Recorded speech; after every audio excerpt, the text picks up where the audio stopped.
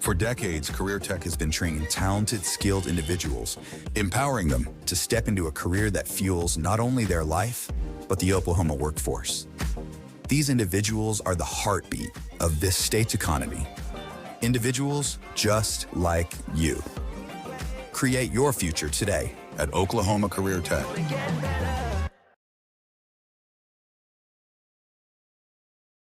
It all starts with a dream. Somewhere, someone had a dream.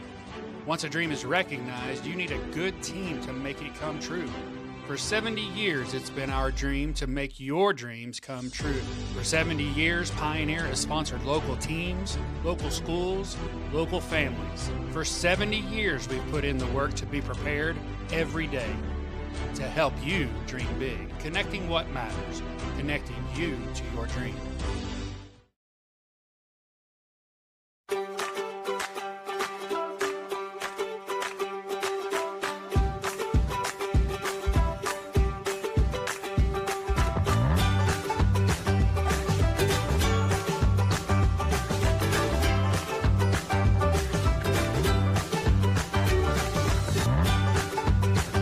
Stream with Oklahoma's #1 high school streaming service, Squirtle.tv. Find out more at squirtle.com/stream. The AMG team is based in Oklahoma City and delivers your organization revenue enhancement through a combination of data science, innovative marketing, and business automation. We think like owners and behave as long-term partners. Delivering measurable results for nearly 20 years has made the AMG team known for our ability to efficiently and effectively execute objectives. We're ready to help raise your organization to a higher level of success, so visit us today at theamgteam.com. Dr. Matt Dieselhorst at Dieselhorst Sports and Orthopedics can help you get game day ready. Dr. Dieselhorst works with athletes of all ages, taking a coordinated approach to accelerate return to play and maximize athletic performance. His work with pros in sports training, injury prevention, bracing, functional rehabilitation, and imaging works seamlessly with his medical and surgical expertise. Get started by going to Dieselhorst Sports and Orthopedics. Let Dr. Matt Dieselhorst get you back on the field, backing all Oklahoma athletes on the field and off. Support your school's booster club and get your business in front of thousands of potential customers. Talk about a win-win. Advertising packages start on this streaming station for less than $10 a game. Call 405-726-0835 or email adam@squirtle.com right now for more information.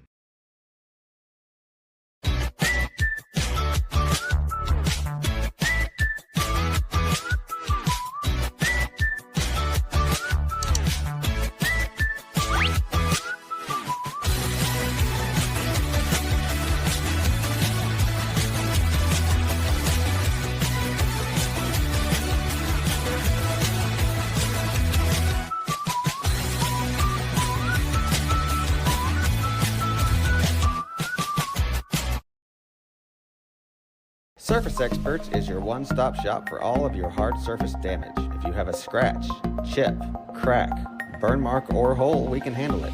We repair all types of hard surfaces, including stone and laminate countertops, wood and LVP floors, tubs, showers, and cabinets. We can also grind and polish glass cooktops and remove scratches from stainless steel elevators and appliances. We focus on repairing just the spot with the damage, so you don't have to replace the whole surface. We work with apartments and residential properties all over Oklahoma. Give us a call today to schedule your repair.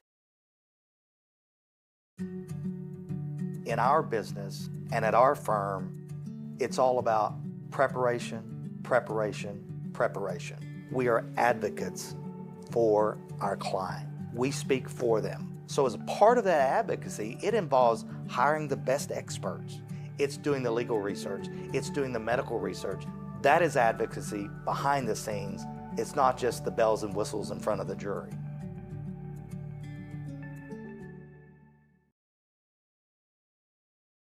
So you want to create your future, discover a path worth traveling down, find a career to get excited about.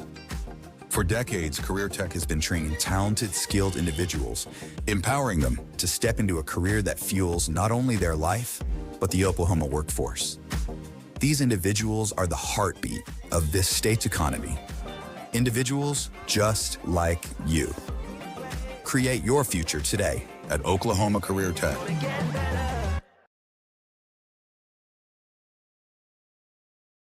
It all starts with a dream. Somewhere, someone had a dream. Once a dream is recognized, you need a good team to make it come true. For 70 years, it's been our dream to make your dreams come true.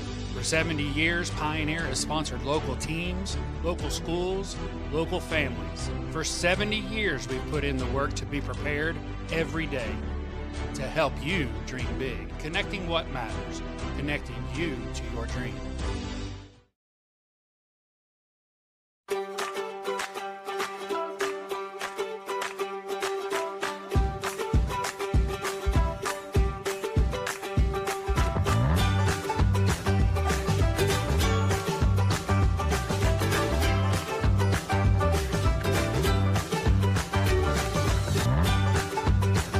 Stream with Oklahoma's #1 high school streaming service, Squirtle.tv. Find out more at squirtle.com/stream. The AMG team is based in Oklahoma City and delivers your organization revenue enhancement through a combination of data science, innovative marketing, and business automation. We think like owners and behave as long-term partners. Delivering measurable results for nearly 20 years has made the AMG team known for our ability to efficiently and effectively execute objectives. We're ready to help raise your organization to a higher level of success, so visit us today at theamgteam.com. Dr. Matt Dieselhorst at Dieselhorst Sports and Orthopedics can help you get game day ready. Dr. Dieselhorst works with athletes of all ages, taking a coordinated approach to accelerate return to play and maximize athletic performance. His work with pros in sports training, injury prevention, bracing, functional rehabilitation, and imaging works seamlessly with his medical and surgical expertise. Get started by going to Dieselhorst Sports and Orthopedics. Let Dr. Matt Dieselhorst get you back on the field, backing all Oklahoma athletes on the field and off. Support your school's booster club and get your business in front of thousands of potential customers. Talk about a win-win. Advertising packages start on this streaming station for less than $10 a game. Call 405-726-0835 or email adam@squirtle.com right now for more information.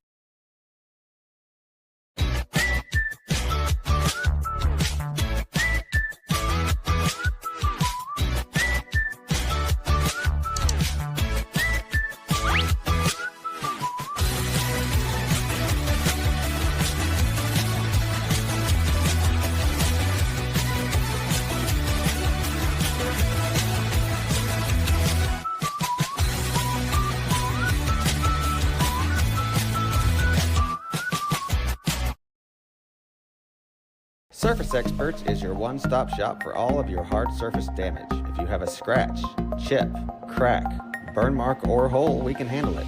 We repair all types of hard surfaces, including stone and laminate countertops, wood and LVP floors, tubs, showers, and cabinets. We can also grind and polish glass cooktops and remove scratches from stainless steel elevators and appliances. We focus on repairing just the spot with the damage, so you don't have to replace the whole surface. We work with apartments and residential properties all over Oklahoma. Give us a call today to schedule your repair. In our business and at our firm, it's all about preparation, preparation, preparation. We are advocates for our client. We speak for them. So as part of that advocacy, it involves hiring the best experts. It's doing the legal research. It's doing the medical research. That is advocacy behind the scenes. It's not just the bells and whistles in front of the jury.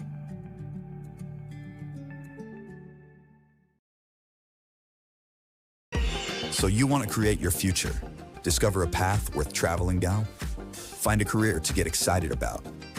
For decades, Career Tech has been training talented, skilled individuals, empowering them to step into a career that fuels not only their life, but the Oklahoma workforce. These individuals are the heartbeat of this state's economy. Individuals just like you. Create your future today at Oklahoma Career Tech.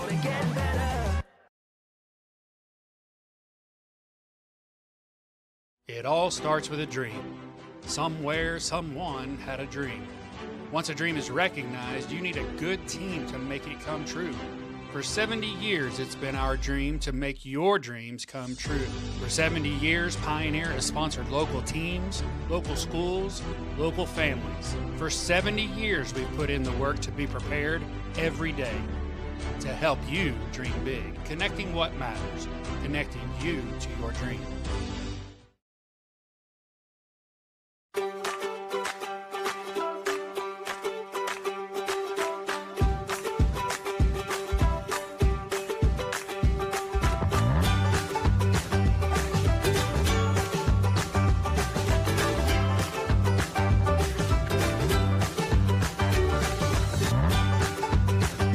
Stream with Oklahoma's #1 high school streaming service, Squirtle.tv. Find out more at squirtle.com/stream. The AMG team is based in Oklahoma City and delivers your organization revenue enhancement through a combination of data science, innovative marketing, and business automation. We think like owners and behave as long-term partners. Delivering measurable results for nearly 20 years has made the AMG team known for our ability to efficiently and effectively execute objectives. We're ready to help raise your organization to a higher level of success, so visit us today at theamgteam.com. Dr. Matt Dieselhorst at Dieselhorst Sports and Orthopedics can help you get game day ready. Dr. Dieselhorst works with athletes of all ages, taking a coordinated approach to accelerate return to play and maximize athletic performance. His work with pros in sports training, injury prevention, bracing, functional rehabilitation, and imaging works seamlessly with his medical and surgical expertise. Get started by going to Dieselhorst Sports and Orthopedics. Let Dr. Matt Dieselhorst get you back on the field, backing all Oklahoma athletes on the field and off. Support your school's booster club and get your business in front of thousands of potential customers. Talk about a win-win. Advertising packages start on this streaming station for less than $10 a game. Welcome in, Tornado fans, to another Fastpitch softball game brought to you by Squirtle. Alongside my partner, I'm Gary Todd and Brett Lunsford. He may be hung up with a nacho right now. I don't know. I'm telling you, man, the nachos. I'm a nacho connoisseur, Gary. I eat nachos every place we go. I want to try them out. Yeah, there's nothing like it. Dude, I'm one of those that will take the shredded cheese and some tortilla chips, throw it in the microwave for a minute. That's a good plate of nachos. Yeah, that's a good plate of nachos. I lived on that when I was like 20. Hey, and sometimes after an away football game, you come home late dinner, microwave nachos, right? Oh, yeah, baby. Oh, yeah. So, we are in Depew, Oklahoma, and, you know, if you've listened before, Brett and I are big fans of the uniform games. Today's a great uniform game. Depew has the powder blue tops, the white pants, Tornadoes and the red tops and the black pants. It is a great uniform game. Yeah. Tornadoes come in a record of 4 wins and 8 losses. They played some of the better teams around. They played Bristow right down to the wire. I was talking to Brett before air. It feels like we just finished the Kearney game, that 14-inning marathon. I think we finished it like 20 minutes ago. About 20 minutes ago, we finished up with that. The last time these two teams faced off was in Drumright, and it was a walk-off win for the Tornadoes. It was. It felt like a Turning cornerstone. point. A cornerstone game for the Tornadoes. And their last outing, Wellston came to town. Drumright got an 8-3 win over Wellston. So they're playing well at the right time. And you and I both noticed something after that last Wellston game.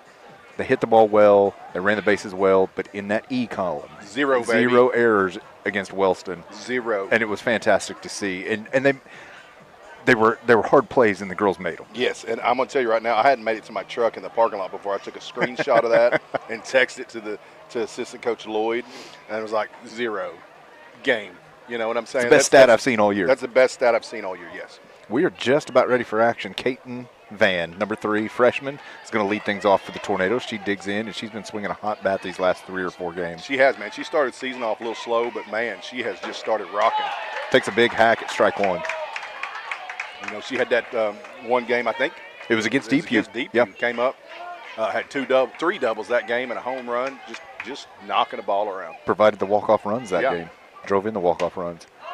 Swings at this one. Kind of got jammed a little bit. Pops out towards first base for the first out of the inning.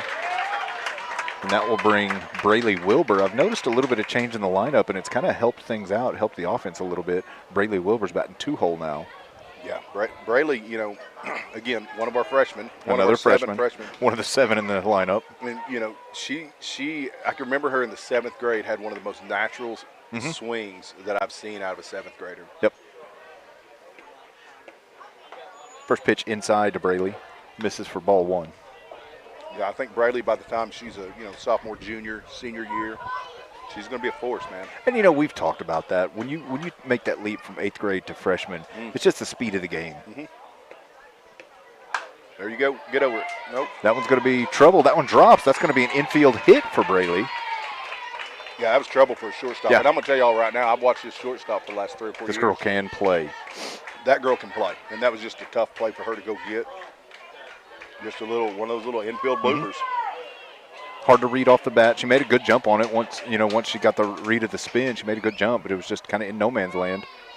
So runner at first base, and that'll bring Evie Ools to the plate. Evie's struggling with her lineup, with her play card right now. She's trying to get that thing shoved back in her wristband. She's about to just take that wristband and throw it. You know, one thing I've noticed over the last few games, we live and die with Evie. We do. And I don't mean that in a bad way towards any other player on this team. And I'll get into it here in just a second. First pitch to Evie down the middle for a strike.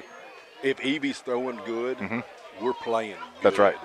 If Evie has an off night, man, we have an off night. It just seems like our hitting goes off. Everything goes off if Evie's having an off night. Well, and Evie's not one of those leaders that's going to lead by her words and her rah-rah and anything like that, but it's just her demeanor, the way she carries herself, and like you said, her play. And her play the is way how she leads. Yep, that's exactly right. That one missed high and away out of the zone. That'll even the count, a ball and a strike. Man, I'm getting down to those good nachos, Gary. You know the ones at the bottom, they've been soaking in that cheese. They're just a sauce. little bit soggy, but they hold their shape a little bit. This one ripped down the left field line. That one's going to go foul. Yeah, they're not even holding their form. That's the best kind. Yeah. You don't have to overwork the jaw on those. No, they just kind of slide down. Yeah. All right, I'm all in now. Evie's going to be followed in the lineup by, that one's fouled back. Evie will be followed in the lineup by Aubrey Brimmer. Got to get with Evie. She's got to, if you watch her swing, she lunges out after that ball. She gets over on her front side and all her weight's forward. Especially on the off speed. On off speed for sure, but if you watch her, a lot of times that front shoulder's dipping out. Evie lays off this one to even the count, 2 balls, 2 strikes. Evie, that last game again, that was another one. She went yard, first time of her career went yard. Yep. The last time these two met up. This one's hit down the left field line. It's going to be just out of play of the left fielder, so that'll keep the count even, 2 balls and 2 strikes.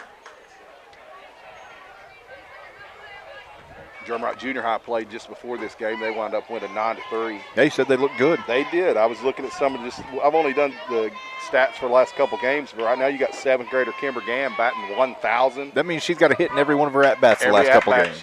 She's got a hit. It's pretty efficient. And you've got Boston Lunsford. I'm kind of particular too. She's batting 750. Evie lays off. That'll bring the count full, 3 balls, 2 strikes. Both of those girls have Kimber's got 5 RBIs in the last 2 games. Boston's got 3. Then you've got LJ Lauren Jansen. She's batting 667. Macy Myers 667. Payoff pitch misses. That's a free pass issued to Evie Ools, and that'll bring another freshman, Aubrey Brimmer, to the plate. Three of the first 4 in the lineup. Oh yeah, and the reason I bring this up, those are 8th graders that I was telling you the stats on. Those are kids that are going to be coming up next year as well to relieve our team. When we tell you guys that we feel like over the next few years that we're going to have a pretty solid chance of playing well, those are the kids. These are the kids why. This is the why behind us feeling that way. We've got the youth is getting their experience now, but there's more youth and depth on its way too. Yes. Because the girls that are out there playing right now, none of them are leaving after this year. No. There's no seniors on this team. No. 2 balls, no strikes to Brimmer. So runners at first and second. We'll have, for the first time in a long time, we'll have one of those teams where if somebody's having an off day, it's like, hey, I get it. Yeah. You're having an off day. Yeah. Take a seat. Go have a okay. seat. You're not in trouble. Not in trouble. You're not losing your spot. Yep, that's exactly right. We've got some depth behind you. That one misses up and out of the zone. 3 balls, no strikes to Brimmer. On deck for the Tornadoes, number 33, Paisley Christie. Now, Paisley's battled injury the first part of the season, but you've started to see a little bit of that shine come back into Paisley. Yeah, I'm enjoying seeing a little bit of the success. That one misses outside. That'll load the bases for the Tornadoes. I was going to pull up some season stats for Paisley real quick. I'm enjoying the fact that she's having a little bit of success. Well, just the last few games, she's hit she's struck the ball. She's hit more line drives. You know, they haven't necessarily resulted in hits necessarily, yeah, but she's making doubles. better bat-to-ball contact. She's got 4 or 5 RBIs in the last few games. Yep.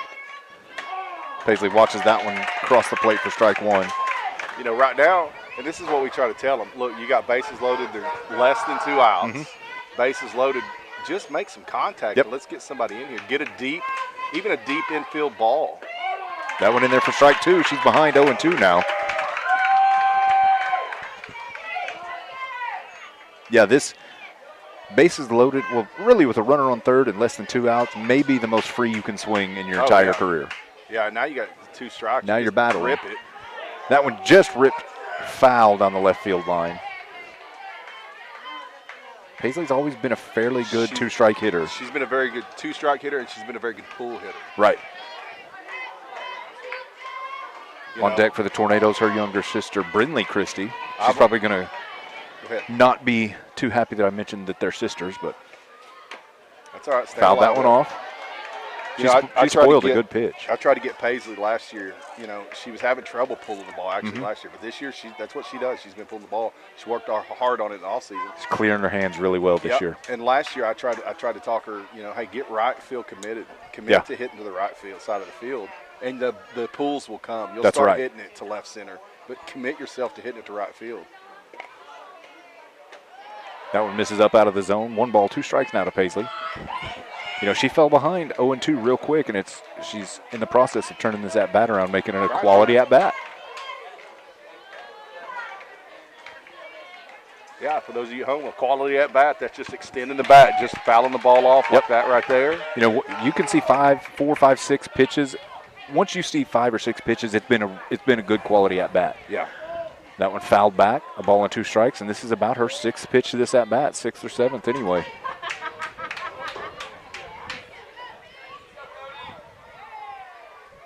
One-two pitch on the way. That one missed up out of the zone, just missed the top part of the zone. 2 balls, 2 strikes. Ooh. Got part of our Tornado student section here. I was going to say, I just saw the head football coach. The HFC walk up, and apparently some of the high school football players came down to Depew to watch us play. Out of hit. That one's going to be. Tag up, get on the back, get on the back. That one's going to fall. That one's going to be a base hit. Tornado will score. There will be a force out at third, but the Tornadoes get on the board. They now lead 1-0.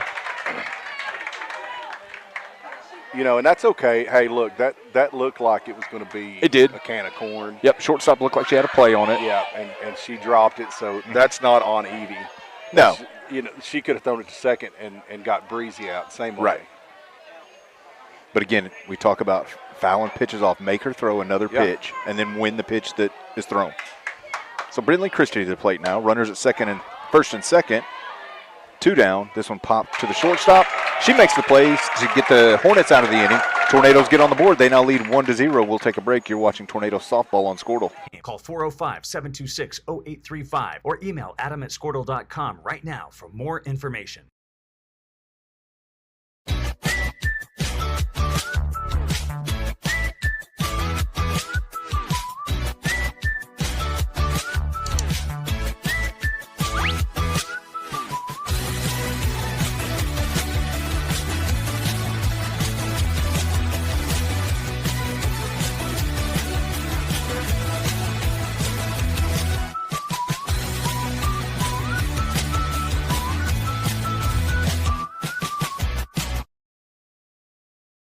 Surface Experts is your one-stop shop for all of your hard surface damage. If you have a scratch, chip, crack, burn mark, or hole, we can handle it.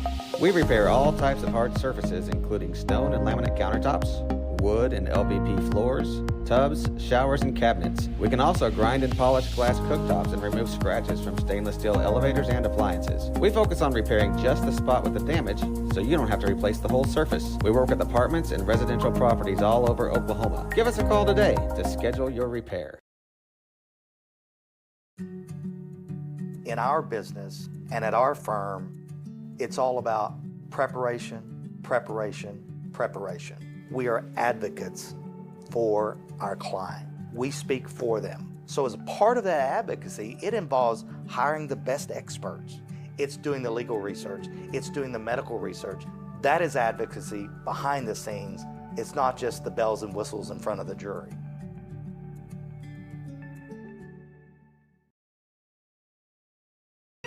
So you want to create your future, discover a path worth traveling down, find a career to get excited about. For decades, Career Tech has been training talented, skilled individuals, empowering them to step into a career that fuels not only their life, but the Oklahoma workforce. These individuals are the heartbeat of this state's economy. Individuals just like you. Create your future today at Oklahoma Career Tech.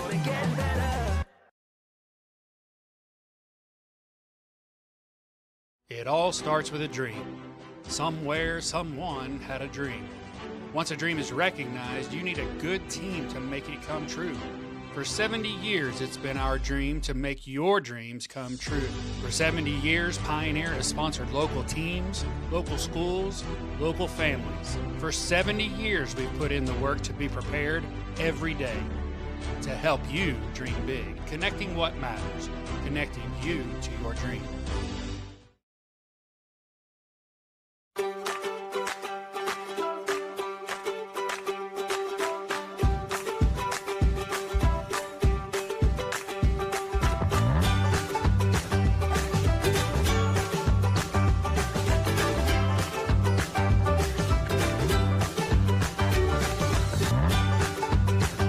Stream with Oklahoma's #1 high school streaming service, Squirtle.tv.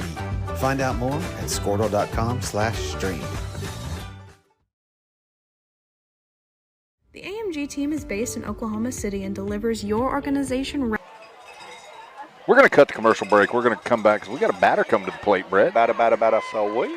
On the mound for the Tornadoes is Evie Ools. Behind the dish is Brindley Christie.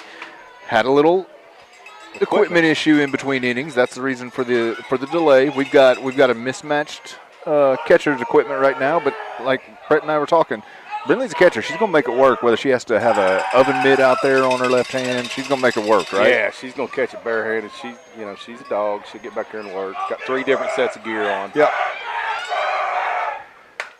First pitch, the Hornet leadoff hitter is hit kind of in that no man's land and caught by T-Dog. That was shallow left field, deep shortstop, and T-Dog came in confidently, called Caton off. Yeah. You know, Caton Van's a heck of a little shortstop. Absolutely. You know, sometimes you get shortstops in there and they get that idea of, hey, I'm catching this. It's my ball. Every ball is my ball. You know, because the shortstop, you know, they're the leader of the infield a lot of times. And you get T-Dog out there calling her off. That's a great job by a freshman. Yeah. One down for the Tornadoes here in the bottom of the first inning. First pitch is fouled off towards the Tornado dugout for strike 1.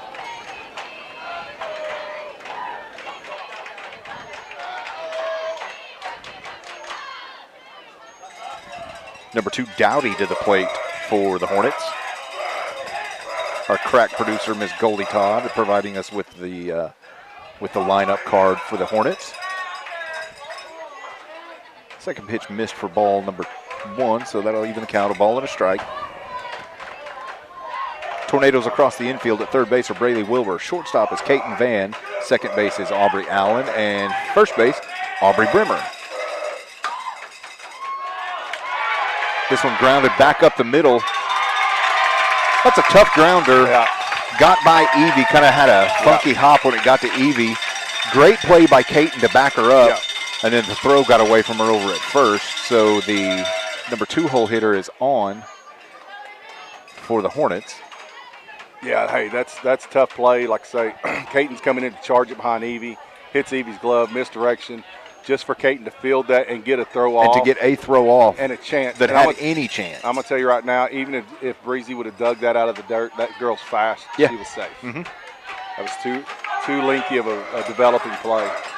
Number 12, Moore, steps into the box. First pitch to Moore is a ball. Yeah, like I say, number 2, she's a heck of she a can base run. runner. She's a runner. She plays catcher for the Hornets. So 1-0 to Moore now. She backed off the plate just a little bit. Know that. Evie try to back her off just a little bit more, it looks like. So it's 2-0 to Moore. You know, Brindley, if she'll come up throwing that, and I'm not an advocate for hitting a batter at all. I think that's one of the most trashy plays in softball, to do it on purpose. But, you know, you come up throwing and that batter's moving, then that's on that batter, and that batter was doing that. That's right. Moore held up the check swing, so that'll bring the count 3 balls, no strikes. Evie having a little bit of trouble finding the strike zone here in the early going.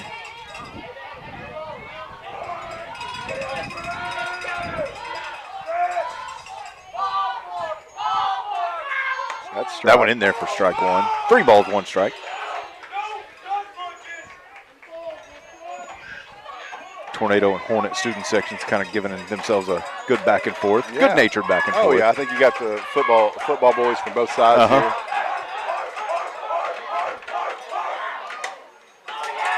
This one lined to center field, played by Addie Ingram. Throw to the plate. Got her. She is just under the tag.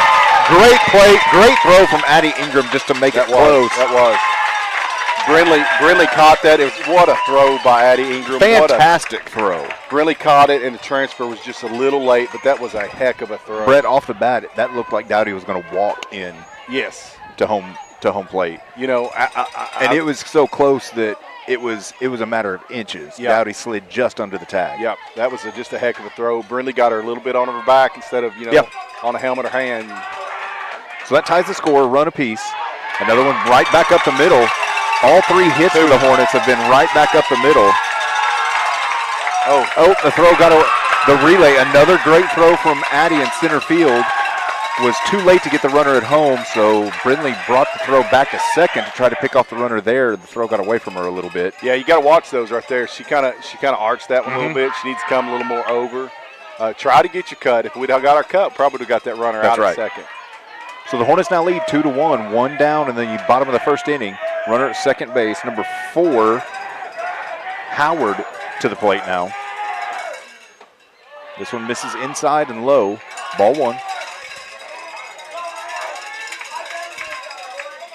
You know, all 3 hits, like I was saying, all 3 of the hits for the Hornets have gone right back up the middle. Yeah. That means they're squaring up the ball really well right now. That one in there for a strike to even the count, a ball and a strike. Great job by our on-site scorekeeper to update the scores, but I keep forgetting to stay on top of it. I'm just glad I learned how to do it last week. This one misses inside, 2 balls and a strike. You know, it goes back to, like I say, we when Evie is pitching good, we are looking good. That's right. She's struggling here in this inning right now, you know. And everybody's confidence kind of goes with her. Yep. And that's a good pitch right there. Play it. But just a slow roller back up the middle to Evie. Again, another slow developing play. I don't think Evie would have had to play. I know she wouldn't have had to play at third. I don't think she would have had to play at first. So now runners at the corners for the Hornets. Still only 1 down. And Bailey to the plate for the Hornets, number 3. I remember this girl from basketball last year. A heck of a basketball player for the Hornets. Oh, yeah. Heck of an athlete. Well, we just got to settle down a little bit, cut down on the errors, get back to. Yep, we've had a couple of plays that can be made so far. Got her foot in just before the tag. Nice just confident throw down to third by Brindley. Yeah. Yeah, that's a good job. Caton coming around, sneaking in. Sneaking in there behind her and trying to get the tag down on her.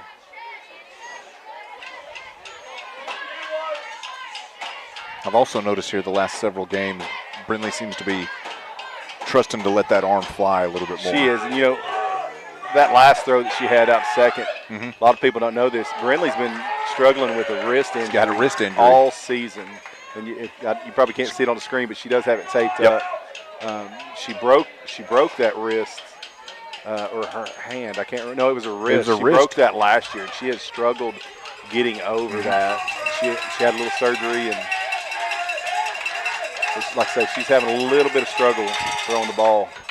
This one fouled back. That'll bring the count to a ball and 2 strikes now.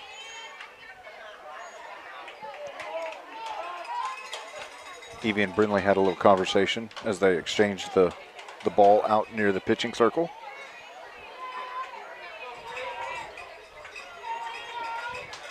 Tornadoes in the outfield are left field, Torin Bray, center field, Addie Ingram. That one misses to even the count at 2-2. And then right field is Ashlyn Burton. She's the flex position, and the designated player for today is number 33, Paisley Christie. She'll be hitting for Ashlyn today. You know, Ashlyn's done a real good job this year. She absolutely has. She started off the season a little streaky with defense, but she's really blossomed over She's the settled last, into that spot. Probably 4 games. Yep. And she charges in on balls. She's catching those short fly balls.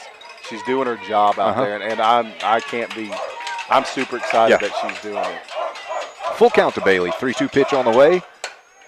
This one hit towards right field. That one's going to get probably to the wall. That's going to be a triple for Bailey.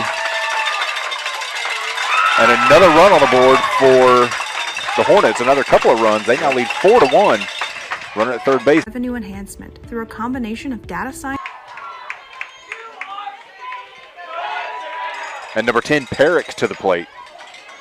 Tornadoes are having to fight through it here in the bottom of the first. Yeah, and you know, we were just talking about Ashlyn, and that, again, she was playing in short. Yeah, just playing like the coach shallow. telling her to. That pitch gets away from the Evie and gets Perrick on the left leg. She'll trot down to first base.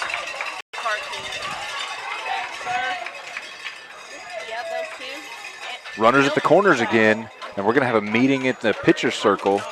Coach Rob coming out to have a talk with Evie, kind of see what's going on. What are you seeing? What are you feeling? Kind of what's going on right now. All the infield comes in. Like I said, runners at the corners. And coming to the plate for the Hornets will be number 8, Zhao. No, I'm sorry, Lowe. Had trouble reading the handwriting. That's all right. Happens. Kazao.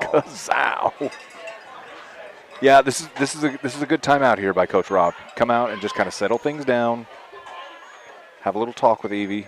Say, what are we feeling? What's our release point? You know, what can we do to fix it? Here's our jam. How do we get out of it? Well, and you know, I've been down on that in that dugout before when we were up by a few and we let Depew get away. Yeah. With some stuff and wound up losing the game because we didn't control our emotions. That's right. And that's what Coach Rob's going out and doing. She's just kind of stopping that, saying, okay, we got to control ourselves. We can only do what we can do here. First pitch after the timeout, missed low. Ball low to low.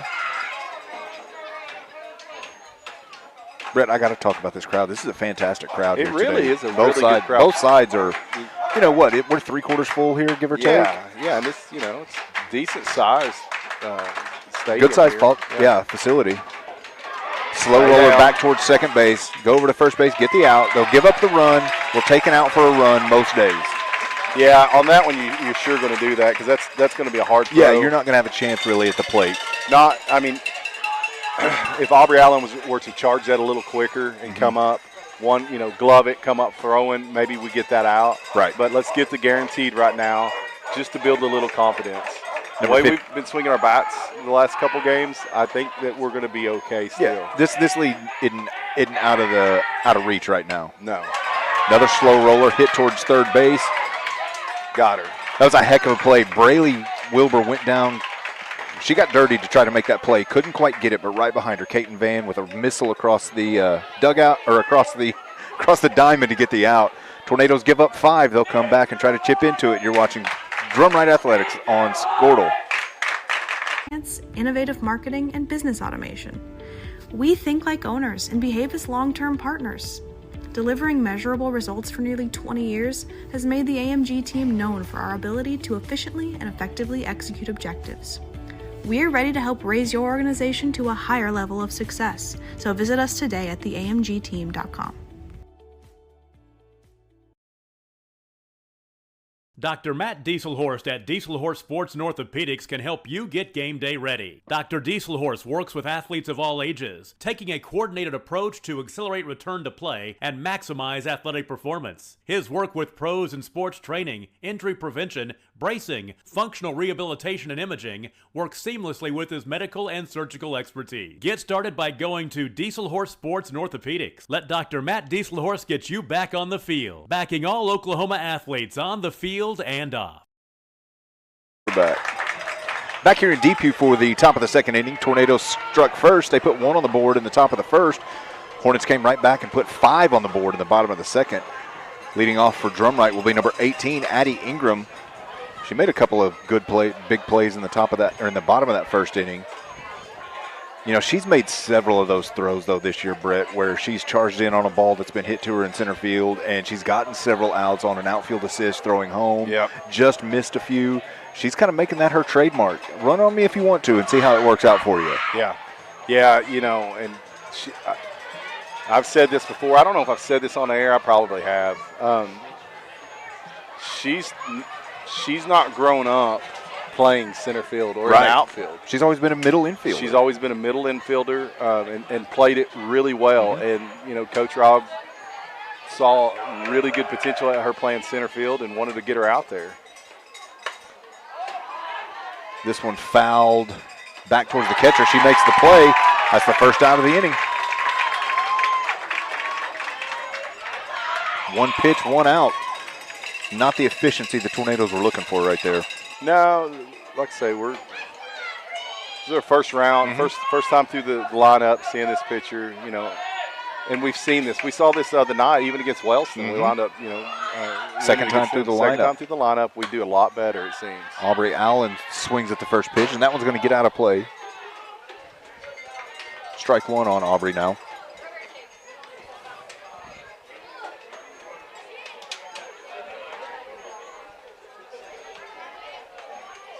Got Siobhan Gregory's listening. She says, I don't sound like I normally do. I don't know what that's all about. She asked if I'm okay. Well, Shivy, I'm doing good. I'm fine. You didn't pop your Red Bull on air. I had not. That's the whole issue. Well, Mama got on to me. I've already had 2 today. She told me I can't have one during the game. Maybe that's what it is. We didn't have our theme music. We didn't have that. Maybe we'll have that. We'll have to come back from a break with our theme music. Somebody give me my theme music. Buddy, lay down that stuff. Lay down that track. Ball low to Aubrey. 2 balls and a strike. Aubrey Allen, that's another one that I think I see a huge potential out of. She's grown so much already in the, what is it? Just 8-10 games, however many they've played this year, 12. She's come over from Oak Grove, her and Kaiten Van both, and you know, and I've talked about it. I've seen her play since she was 5 years old. Like we talked about, since the helmet was almost falling off her head, it was so big. Since she was wearing a pink helmet. You know? That's right. That's what I was telling the coach earlier today. I saw the athletic director from Depew that I know pretty well, and we were talking, watching the junior high game, and you could tell the young ones because they still have their pink helmets, and he and I kind of laughed, and he said, "Yeah, we're the same way." You love to see that transition period. Oh yeah. T-Dog attempting to do what she's done so well the last few games. She's bunted very well. This one just rolled foul. Aubrey Allen drew a walk. Getting a little coaching over there from Coach Lloyd on the way back. But yeah, like I was saying, you see those young ones, and they come up. They've got their little pink helmets on, and the ones that have been here for 3 years playing junior high ball, their helmets are all beat up, scratched, and so you can just tell by the helmets who's been playing a minute. T-Dog squares again. This one, dead ball. The batter's going to be out. That hit Torin out of the batter's box. Hit her bat. Hit her bat. Yep. Okay. Which the Coach Rob's catcher's the one that called that. No, he's saying that it hit the runner in fair territory, so that's why it's calling her out. Coach Rob was arguing that she was still in fair territory, but Coach Rob lost that argument, so there's 2 down for the Tornadoes now. And Kaiten Van, the leadoff hitter for the Tornadoes, rolls the lineup back over. So an unlucky break there for Drumright. Yeah, but like I say, I think let's see if Kaiten come around. she's kind of popping a few up lately, but I'm telling you right now, Caden's got she's got a very bright future, man. Yeah. And I really think that she's got a future beyond Drumright athletics. Beyond the high school level. I really do. I think she has a chance to go play somewhere if she keeps grinding. Runner at first for the Tornadoes is Aubrey Allen. Brett, you've watched a lot of ball. I've watched a lot of ball. Caden has that ability that when you see it, you kind of say, whoa. Yeah. Wow. You do. And that's not getting us ahead of ourselves or anything like that. This one laced down the left field line. That'll go foul. I'm saying that because Caden's up to bat. I don't think that she's the only one on this team, coming up that's going to have that opportunity. Right. No, I'm not saying they're going to play D1 ball, but I think they're all going to have an opportunity to probably extend their career a little bit in some schools if they want to get that education. Mm-hmm.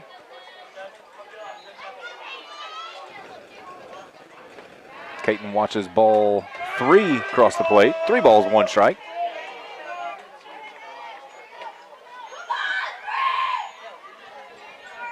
Top of the second inning. Tornadoes trail 5-1, 3-1. Pitch on the way. That's it. She got under it. This one popped up towards the shortstop. She makes the play. Hornets get out of the inning without surrendering a run. You're watching Tornado Athletics on DrumrightTornadoes.tv. Support your school's booster club and get your business in front of thousands of potential customers. Talk about a win-win. Advertising packages start on this streaming station for less than $10 a game. Call 405-726-0835 or email adam@squirtle.com right now for more information.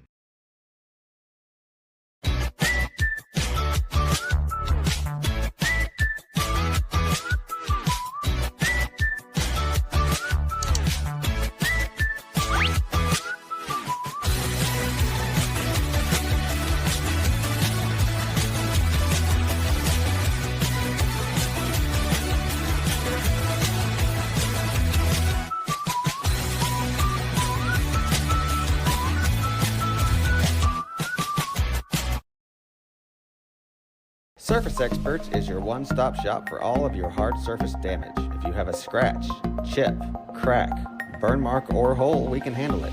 We repair all types of hard surfaces, including stone and laminate countertops, wood and LVP floors, tubs, showers, and cabinets. We can also grind and polish glass cooktops and remove scratches from stainless steel elevators and appliances. We focus on repairing just the spot with the damage, so you don't have to replace the whole surface. We work with apartments and residential properties all over Oklahoma. Give us a call today to schedule your repair. In our business and at our firm, it's all about preparation, preparation, preparation. We are advocates for our client. We speak for them. So as a part of that advocacy, it involves hiring the best experts. It's doing the legal research. It's Bottom of the second inning, and the Hornets bring their leadoff hitter back to the plate. Number 7, Vic. She's handling the pitching duties tonight for Depew. First pitch to Vic, misses outside, a ball and no strikes.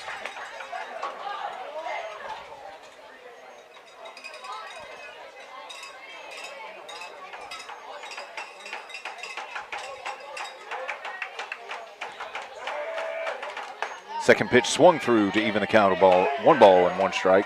Brett, I don't think you could draw up much of a better day for fast pitch softball. Man, it's beautiful. I'm looking at the forecast throughout the next couple weeks. And I think our 100-degree days are over. We're going to have some low 90s. Yeah, we're going to have some low 90s. You can live with that. I can live with the low 90. It's that 98 with the 95% humidity I hate. Swing and a miss for strike 2. It's definitely about to be get some stuff done at the farm season.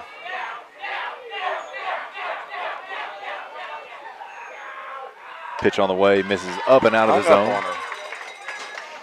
You know, I'm sure everybody that wasn't at the football game last Friday was watching right here on Squirtle.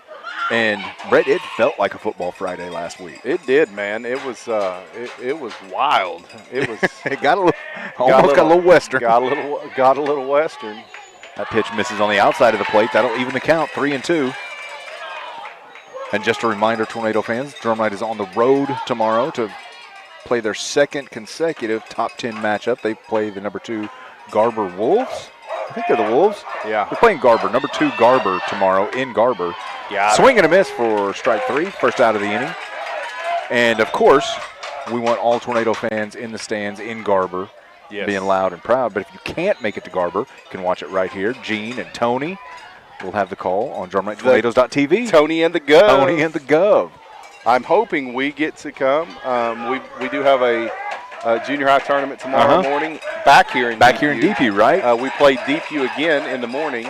And if we play like we did today, then we'll play a second game tomorrow, and that means the earliest we will play on Saturday will be 12:45. That would be nice. You can make the trip up to Garber.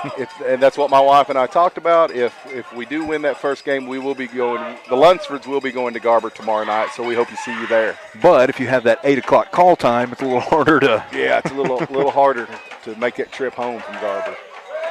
First pitch to Dowdy missed for ball 1. Second pitch on the way, misses out of the zone. 2-0 to Dowdy.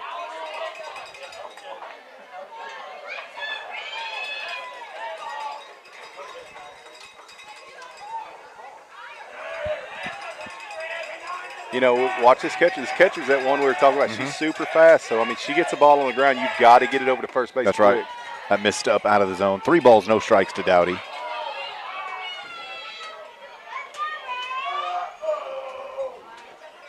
Yeah, 1 on the ground. You can't just assume it's a normal ground out.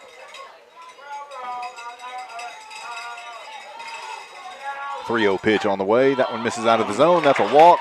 She's looking to possibly go 2. Changed her mind and came back to first. You know, I used to play first base, and I'm going to tell you, just to be honest with you here, when I had a runner that was like that was bouncy, and a ball was thrown over to me, I didn't ever gently tap. Just remind them that you're there. I reminded them that I had the ball, it was in my glove, and I usually hit that helmet pretty hard, just short of concussion protocol. And they'd get up and kind of look at me, and I'd say, hey, just let you know I'm here. First pitch to Moore was in there for a strike. Sometimes you just have to send a reminder, right? Just let them know, hey, I did tag you, so don't leave the bag just yet. This one hit on the ground. She was going for the throwdown. Yep. Caton had vacated her spot at shortstop to get ready for the throwdown. It's a heck of a play by Torrin to get the ball back in. Caton had vacated, ready for the throwdown to second, and the ball was hit right where she had been standing a split second before. Yeah, that was a routine double play if that wasn't going down that way. But like I say, it was good on the coach's job. Probably a hit and run, or again, when you've got that type of runner on first base that's taking that huge of a secondary lead. But it was a good job by T-Dog to field the ball and get it back in quickly and held the runner up at third. So 1 out, runners at second and third. This one hit down the left field line. That'll get out of play for strike 1. This is number 14, Peeler, to the plate. No balls and a strike.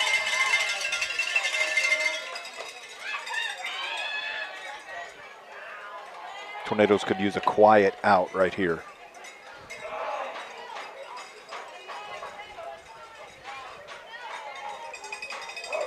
Yeah, it would be good for Evie to see some success right here. Maybe get a little strikeout. Yep. You know, not moving the runners. That one in there for a strike. No balls, 2 strikes to Peeler.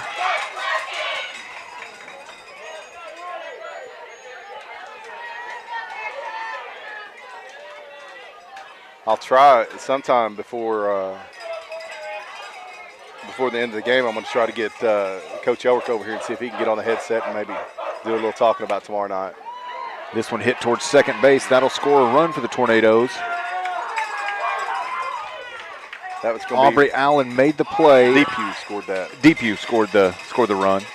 Aubrey Allen made the play. Close play over at first base, though. It really was. Like I say, that was one of those little kind of half hit balls. Yeah, and once it hit the dirt, it hit. Yeah.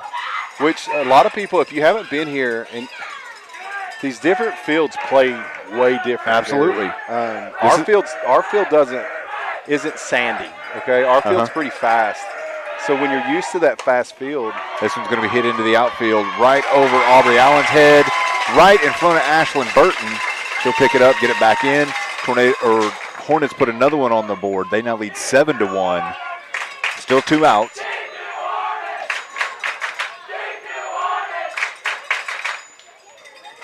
Yeah, so anyways, where I was going with is this field's kind of it's deep. Mm-hmm.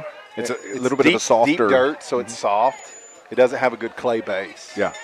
So sometimes you get a ball that it'll get hit to you and it just dies when it hits this sand or this surface that they've got down. Pitch from Evie missed on the inside. A ball and no strikes now to Bailey.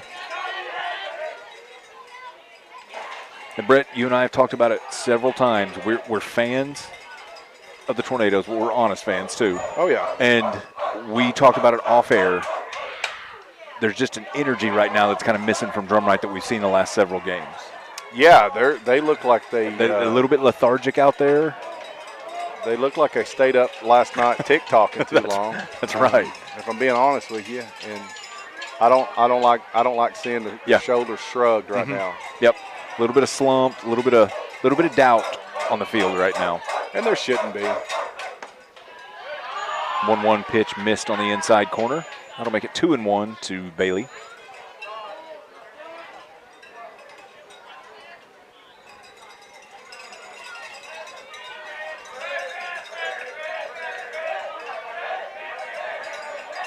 Two-1 pitch from Evie is on the way. That one's going to miss inside. 3-1. Yeah, she's missed. She's missed to that left-handed side, the right-handed batter's box, pretty consistently tonight. Quite a bit this season.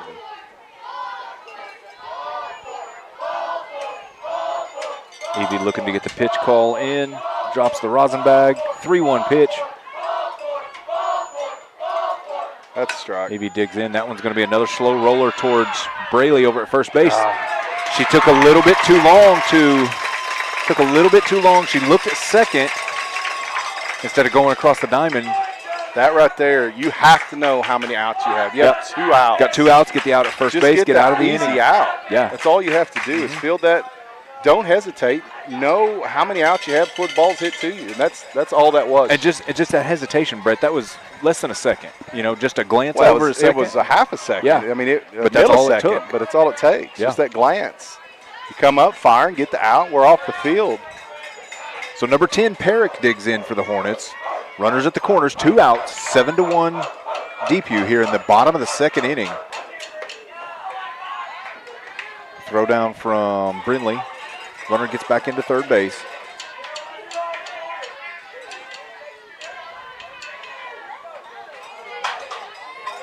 And we kind of talked about that energy that's missing. If you're a little bit sluggish or a little bit tired, that's when the doubt starts setting in, and that's when you start questioning, and that's when the errors have a chance to start building up a little bit.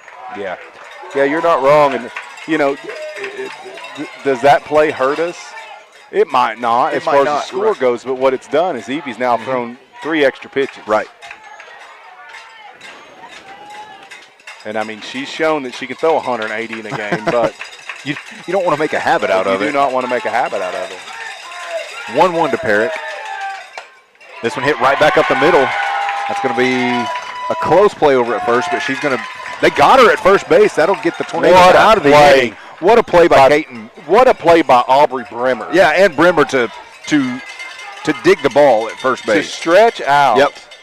Stretch out, make a great dig. I mean, great play all around, but great play by our shortstop. Yeah, we're going to keep it here to talk about this play. But an exceptional play by Aubrey Brimmer. Well, I mean, if you heard me off the bat, I said that's a base hit up the middle. Yeah. Caton showed the range to field that behind second base, and even as she fielded it, there's no chance she's going to make that throw. She made the throw, and like you said, Brimmer to stretch and dig, keep her foot planted on the bag, and to get the out. I'm going to tell you right now, I don't know how many softball games I watched over the last few years. That's the best dig I've seen a first baseman make in at least 3 years. Well, I'm just telling you that. That's what I was going to say. Those are 2 high-level plays. Yes. On both ends, the glove and the dig, that's high-level ball that we just watched. Yeah. From 2 freshmen. Mm-hmm. So, future's looking good. The future looking bright. Yeah, wow. The plays we just watched aren't ones that you just normally go to the ball field and see on an everyday basis. No. And, there's people that have questioned, look, we have our ear on the ground. We hear people talk. Why is this person playing here? Why is this person playing? right there proves that's right that Aubrey Brimmer might be the best first baseman on our team. That's exactly right. Well, and Caden Van is probably the best shortstop on our team. Uh-huh. Just that one play alone proves that. There's a good chance that Coach Rob might know what she's doing a little bit. I would think so. Maybe. I mean, I'm just going to throw that out there. I would think so. She may know her team a little bit, and we'll just leave it right there. Leading Well, off of the, yeah. You know, I'm going to get on that real quick. Yep. People don't see the everyday, right? Nope. They don't see what's going on at practice, what's going on here, they see a game or they see, a warm up or whatever. But they don't see every day. You have to see every day to know why they're playing where they're playing. They may see, well, so-and-so had made so many mistakes this last game. Okay, that's fine. The best in the world make mistakes every day. Every single day. Yep. So I shared a video with Boston last night. It was about softball. It was a little 30-minute video. And one of the first things they say is, this one girl. Braylee Wilbur hits one on the ground over to the shortstop. That one gets away over at first base, so the Tornadoes have the leadoff runner aboard. And that's what I'm talking about right there. With the play that Breezy made is not a routine play. It's not. I'm going to bear down. I'm going to make this play. Yep. So, anyways, the video I send her in the very beginning. It's a couple college softball players, and they're talking about, I batted 320 this year. I'm failing 2/3 of the time. Yeah. Right. So you're going to fail some. Well, you and I have talked about it. I know we talked about it last year during baseball season. You fail 7 out of 10 times in baseball, you're going to get a plaque in the Hall of Fame. Yeah. Or a good chance of it. Yeah. First pitch to Evie missed, so it's 1-0 to number 16. That one misses inside, 2-0 to Evie.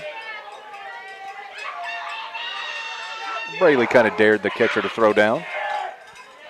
And I like that play. Make the catcher throw down. If it gets by, you're going to second. Yeah. Bare minimum second.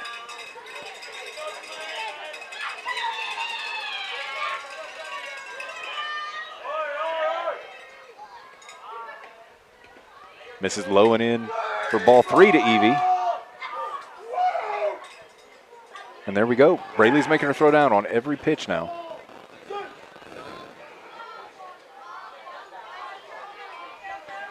.30 pitch. Evie settles into the plate. She'll watch that one sail across for strike one.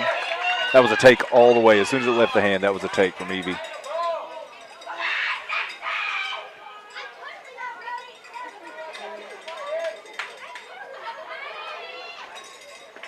Evie will watch that one roll across. That's ball 4. And the Tornadoes' first 2 hitters of the inning are aboard. We're going to have a timeout called by the Hornet coach. Braylee Wilbur standing at second base, and Evie Ools at first base. Coming up for the Tornadoes, number 20, Aubrey Brimmer. She's going to take a jog down and talk some strategy with Coach Rob. While she's doing that, Coach Lloyd over at first base is talking to Evie. Paisley goes over to get some words of encouragement. Hey, we're in a good spot right here. We got runners on first and second. We got less than 2 outs. Yep. Our junior high team's mouthing the Depew high school football team, and they're giving it right back. The football team's giving it right back. They're giving it back to each other, back and forth. A bunch of junior high girls over here. Uh-huh. I'm looking over. I think my daughter ran out of embarrassment. No. Oh, nope. She's not right in the Miss middle Boss. of them. Right in the middle of them. Then you've got Austin Dinwiddie and Gavin Brimmer over there. Hey, how about that kid in the ball game the other night, man? That kid had a heck of come out. The kid ain't 150 pounds. No, and he was playing corner, and on those run fits, he looked like a defensive end. Yeah, he was laying the wood. Yep. Aubrey Brimmer squared the bunt. She pulled it back. That one misses, so it's 1 ball and no strikes to Aubrey. Well, and I was so impressed with some of the Tornado football players that got their first real significant playing time in a while and stepped up, too. Oh, yeah. Went toe-to-toe with, we talked about it, 2 straight top 10 teams. Pioneer ranked number 8 in the state coming into the game, and toe-to-toe with them all night. I'm telling you, Drumright, they're going to be fine. They're young. Ball 2 now to Aubrey.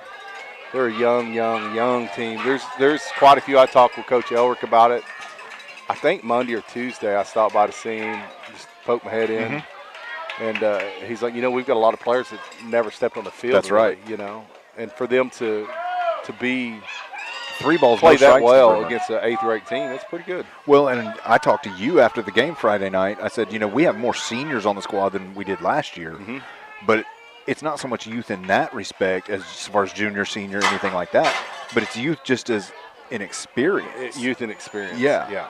And like you said, players that have never played before, players that haven't played since they were in DAA ball or something along those lines. Austin Dinwiddie's one of them. Last year, he saw the field a little bit. I think Coach Elwick told me he's got 2 players that have seen significant playing. That's right.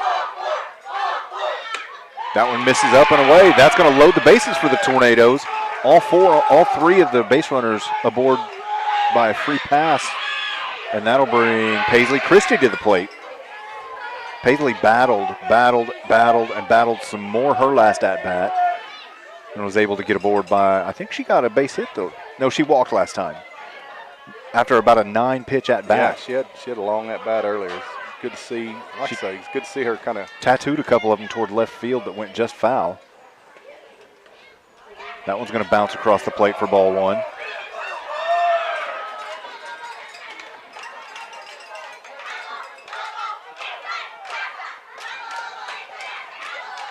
Hornet pitcher this innings had a little bit of trouble locating the strike zone. Paisley needs to be cognitive of the fact that she's in the box and there's a runner on third and stay in that box.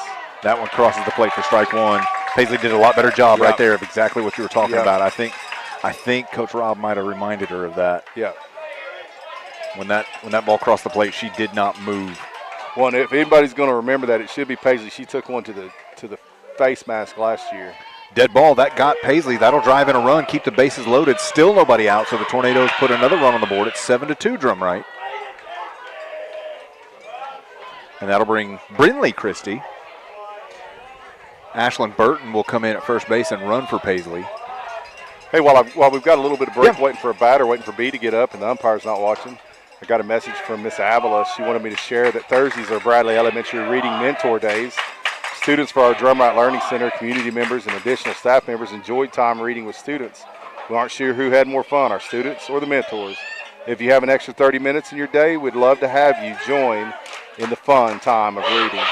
Please contact Mrs. Osterhout to sign up at tosterhout@drumright.k12.ok.us. That's tosterhout@drumright.k12.ok.us. You get to go up and read to a bunch of elementary kids. How fun would that be for a half hour? I think Miss A might have talked me into it today. I wasn't very happy about it at first, but I said, and she'll probably hold me to it next week. 2 balls, no strikes to Brindley.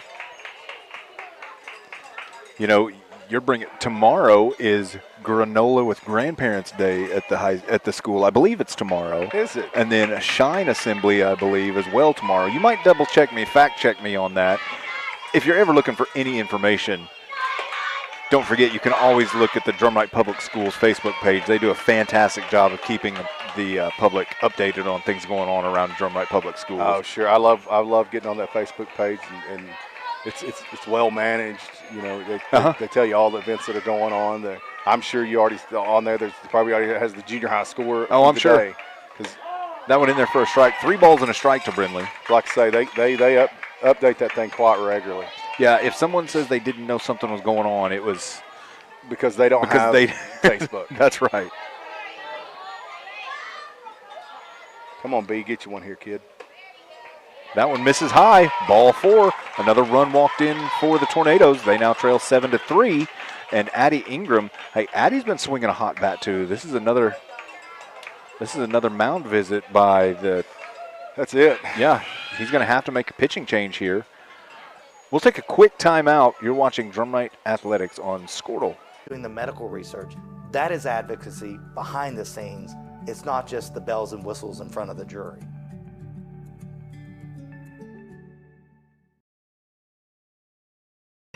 So you want to create your future, discover a path worth traveling down, find a career to get excited about. For decades, Career Tech has been training talented, skilled individuals, empowering them to step into a career that fuels not only their life, but the Oklahoma workforce. These individuals are the heartbeat of this state's economy. Individuals just like you. Create your future today at Oklahoma Career Tech.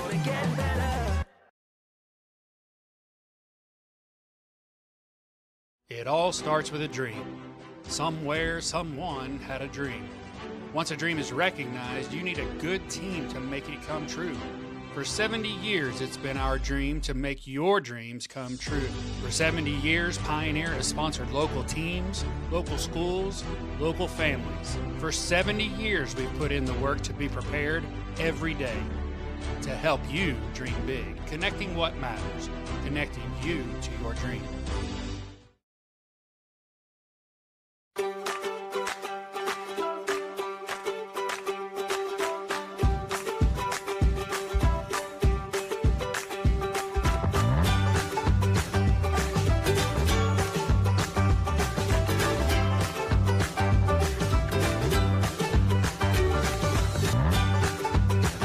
Stream with Oklahoma's #1 high school streaming service, Squirtle.tv. Find out more at squirtle.com/stream.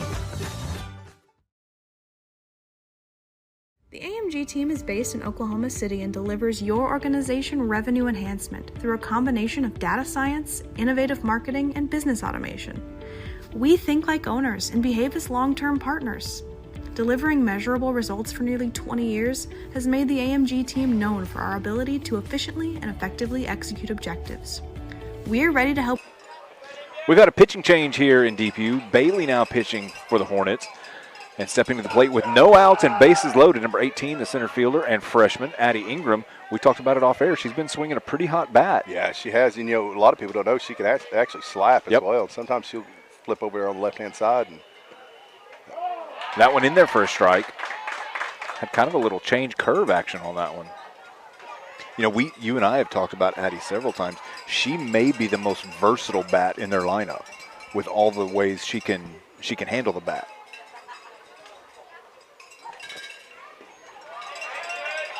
Ball one to Addie. That'll even the count. A ball and a strike. Yeah, Addie's another one of those girls. She started coming to school here last year as an 8th grader. She was originally a purple and gold tiger, right? Kid. Yeah, that's why I call her OG. And it was funny. That one in there for a strike. A ball and 2 strikes to Addie. I texted her mom a few weeks ago, and I was like, "Hey, atta girl OG." I was out of town. I was watching it on Game Changer, and I'm like, "Atta girl OG." And she texted me back something because she thought I was her daughter, and then she goes, "Oh, you said OG. I should have known it was you." Yeah. 1 ball, 2 strikes to OG. She's our original. Swing and a miss. First out of the inning for the Tornadoes. Good pitch from Bailey. And that'll bring Aubrey Allen to the plate. Aubrey has sneaky power. Yeah. Aubrey Allen has sneaky power. She really does. Here's what I like about it, looking top to bottom on this team right now. When we're looking, you've got some athletic. That's what I was going to say. Athletic builds. Right, they're athletes. They're going to grow into their muscle mass. They're going to grow into their body. Yeah, and it's going to be special to watch. Yep. Yeah, there are athletes up and down the lineup. Strike 1 to Aubrey. Aubrey's been a good, solid opposite field hitter so far early in her career. That one's on the ground toward third base. They're going to bring it home and get the force at third, or force at home. Bases will stay loaded, but there are 2 outs. And Torin Bray, T-Dog, steps to the plate.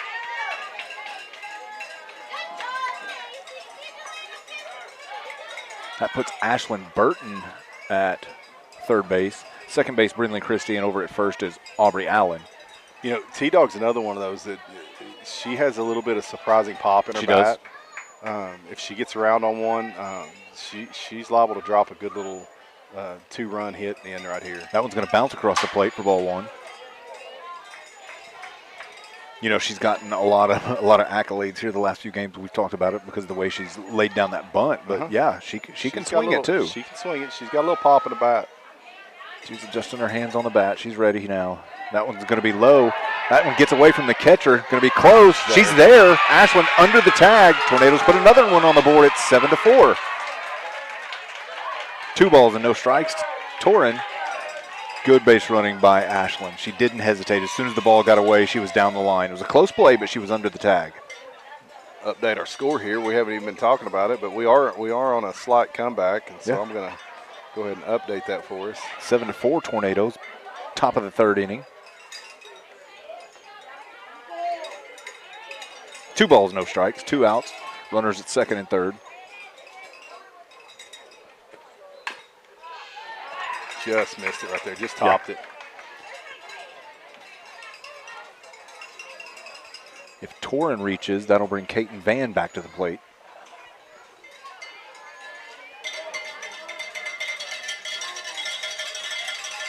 We've got cowbells in the stadium. Hornet fans Feel the need, baby. Hornet fans have brought the cowbells. Oh, that one right got torn on the kneecap. knee. That'll load the bases for Caton Van.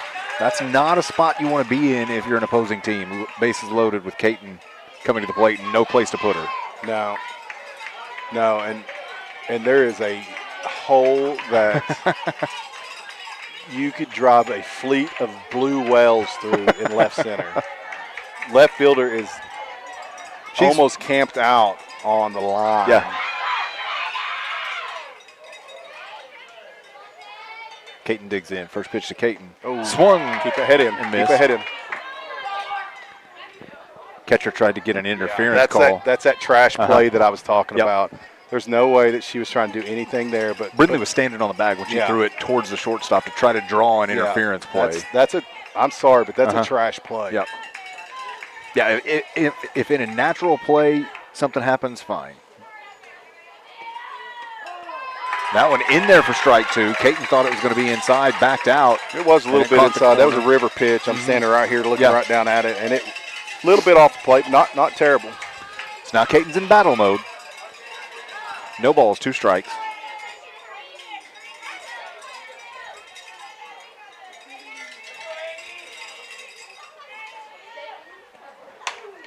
That one down the line, hit toward third, right at the third baseman. She steps on her bag, gets the Hornets out of the inning, but Tornadoes do some damage. They put 3 on the board, cut that lead in half. It's 7-4. You're watching Tornado Athletics on DrumrightTornadoes.tv. Raise your organization to a higher level of success. So visit us today at theamgteam.com.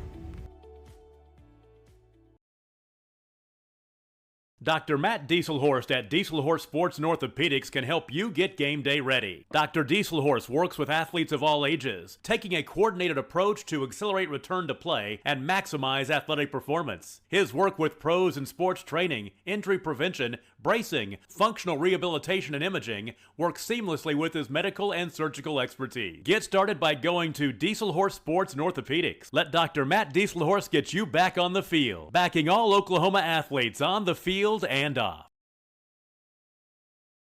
Support your school's booster club and get your business in front of thousands of potential customers. Talk about a win-win. Advertising packages start on this streaming station for less than $10 a game. Call 405-726-0835 or email adam@squirtle.com right now for more information.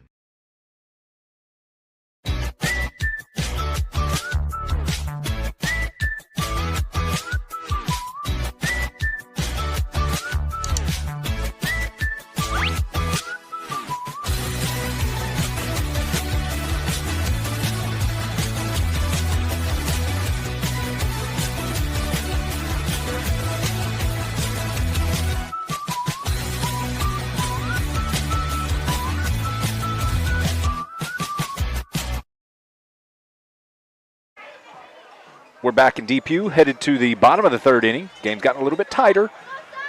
Tornadoes struck first, and then it was all Depew for a couple of innings. Tornadoes put 3 back on the board here in the top of this inning to cut that lead in half. It's 7-4 now, Hornets. Leading off for Depew is number 8, Lowe. Still on the mound for the Tornadoes, Evie Ools. Right down the middle pitch for the first pitch was a strike. Had a kitty.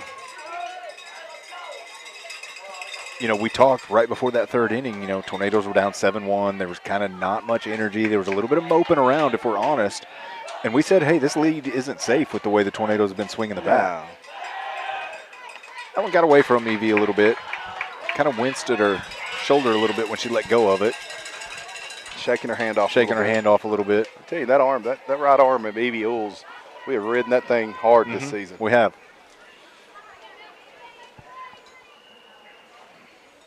Even count to Low, 1 ball, 1 strike. You know, that was a situation I was watching that. Lowe wasn't quite ready. She was looking back at the umpire. She was still in the box. She had one hand on the bat, and Evie's in her windup. Yeah. She never called time, and Evie took advantage of it. Fouled back. Good job of fouling the pitch back by Lowe, but 1 ball and 2 strikes. Plate umpire said, yeah, you turned to talk to me, but you never called time. Yeah. Reminds me of that video of that kid from Tennessee that was time. And it was never granted. I think he got a hit out of it. High ground pitch. up. Heck of a play by the Aubreys on the right side of the infield for the Tornadoes.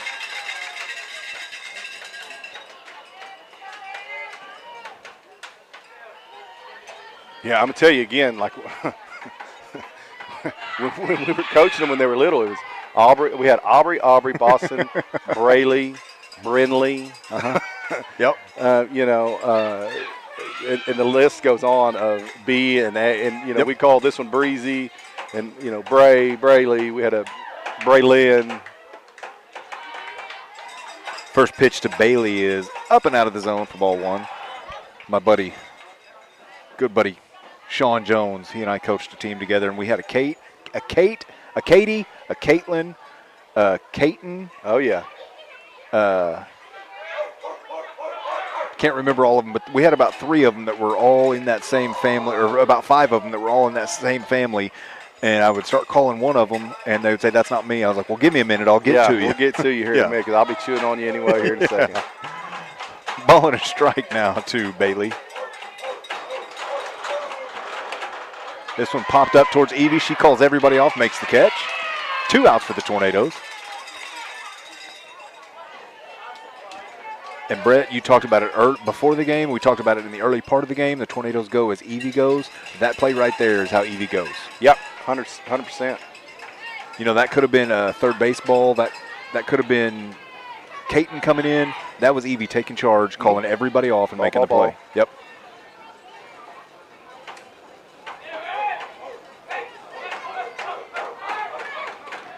So the leadoff hitter, Vic, back to the plate for the Hornets.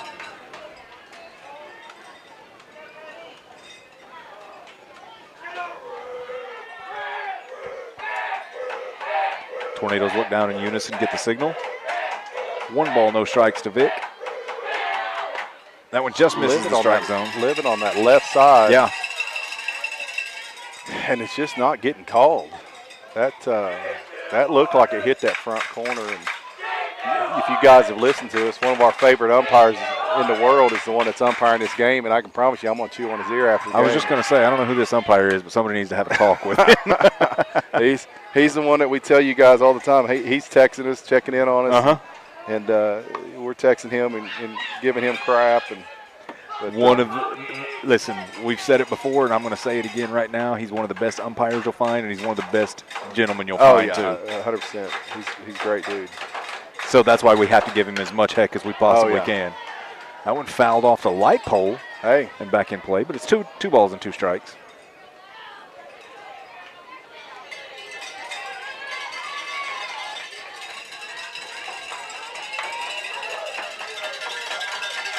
Evie's kind of waiting on the call to come in. Evie's got a little bit of energy back, doesn't she, this inning? This one's going to be fouled off the left side. Good battle going on between Vic and Evie Ewells here. 2-2, 2 outs.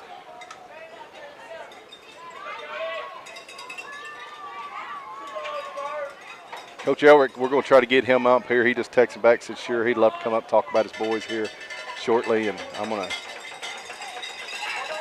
tell him between innings, which hopefully we get to. Oh, nice change up thrown by Evie. Little kind of, just another one of those lazy grounders that crawled the glove arm of Caton Van and glanced into center field. So that's going to be a single and then advance on an error for Vic, and that'll bring the catcher Dowdy to the plate. The dangerous part of the lineup. And Dowdy's a heck of a player, man. Absolutely. Heck of a player. I've been impressed. I just watched her. She kind of carries herself a little bit different than everybody else on that team.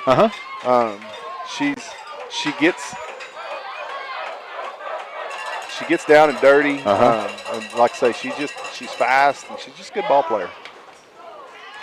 Swings and fouls off the outside pitch. You know, she kind of has that confidence about her. She does. But you know what? She backs it up. Yep. And She's a very confident ball player. I'm okay with the player that can come out here and kind of be like, hey, I'm leading this team. Be confident about it and back it up. Yep. That one just misses the inside corner. Just misses the inside corner. A ball and a strike now to Dowdy.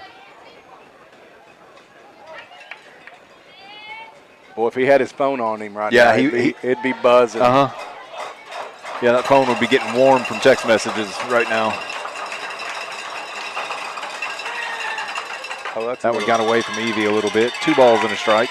You know, not the worst thing if we put this one on. No, it's not. Walker.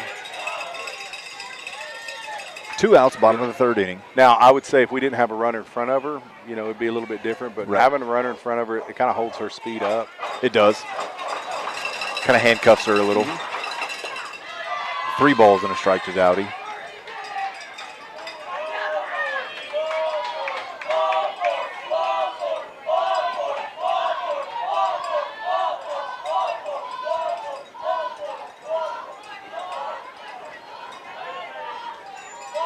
Enthusiasm from the Hornets fans. Oh, yeah. Fouled off to bring the count full. 3 balls, 2 strikes to Dowdy. Well, if I was at home, we got a little hump over there, like to roll back. Might have rolled back fair, right? Back over the 3rd baseline. It might have rolled fair if they didn't get in there and get it.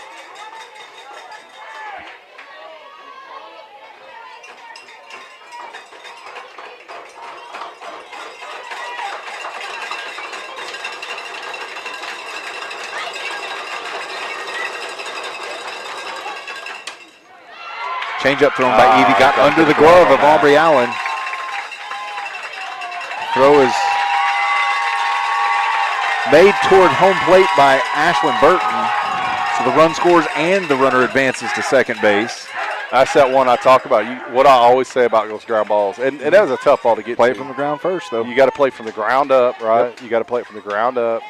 And sometimes, dude, you just got to get down and dirty. That's Stop right. it. You know, if you get down and get dirty on that, stop that.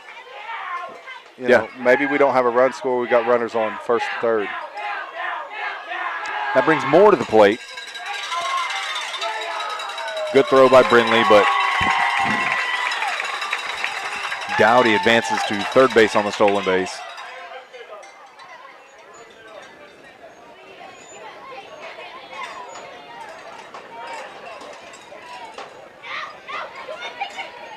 So 2 down, more to the plate. Dowdy is at 3rd base.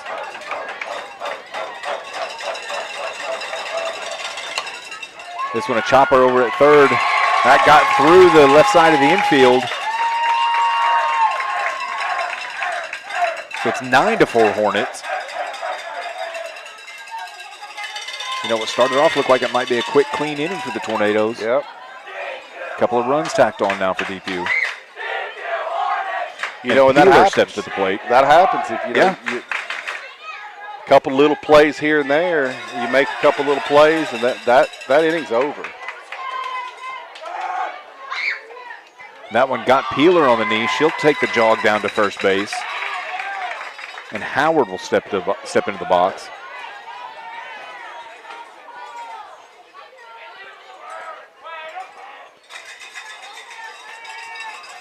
And Coach Rob will take another trip out to the pitching circle. That's our first one this inning. She's Evie's been working her tail off over the last week and a half, 2 weeks.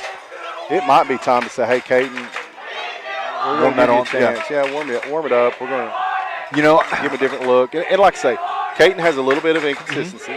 Caden throws the ball just as hard as Evie. That's right. She might not throw as many strikes. Right.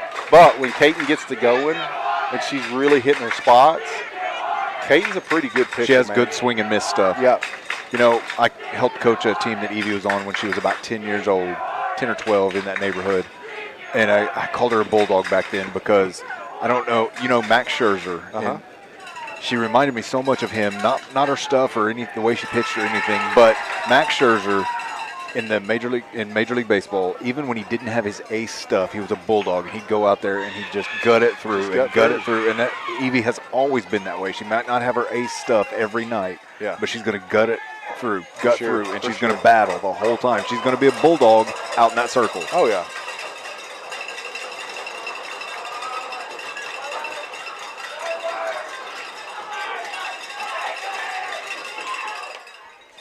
First pitch to Howard, fouled straight back for strike one. And 99 times out of 100, you're going to take the results of that bulldog that Evie throws out there. Oh, yeah.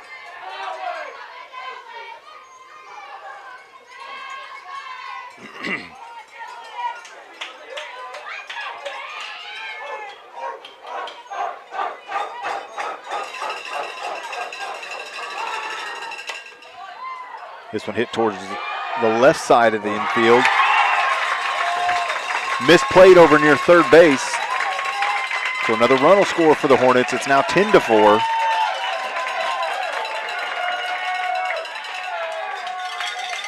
Errors are starting to mount up tonight, Brett. You call that the announcer jinx? We had to open our mouths before the game about the errorless game last time. Yeah. We'll take the fault on this one. That's just that right there is just a little bit of lack of confidence. It's lack of age. It was, but it's a lack of confidence. You know, not knowing where she was on the field. That's right. Bailey to the plate now. Hornets at first and second base. Pitch misses up and out of the zone.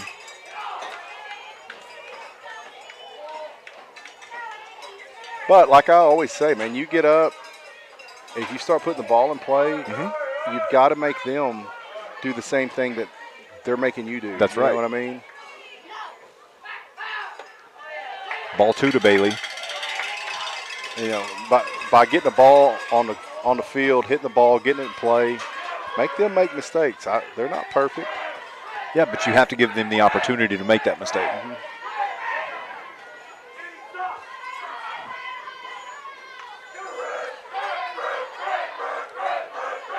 2-0 pitch to Bailey on the way. 3-0.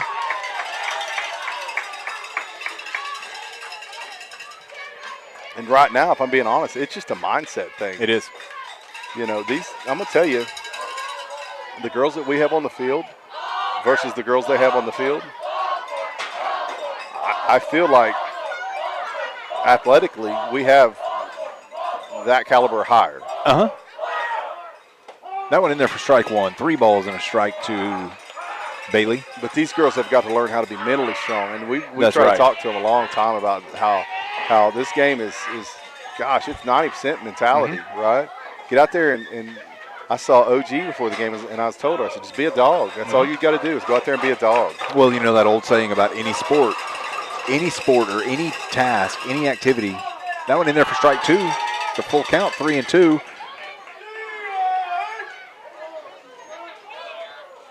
Peeler stole third, just kind of due to lack of concentration on the Tornado part. But we've talked about any task, any sport, anything's easy to do when it's simple, when things are going your way.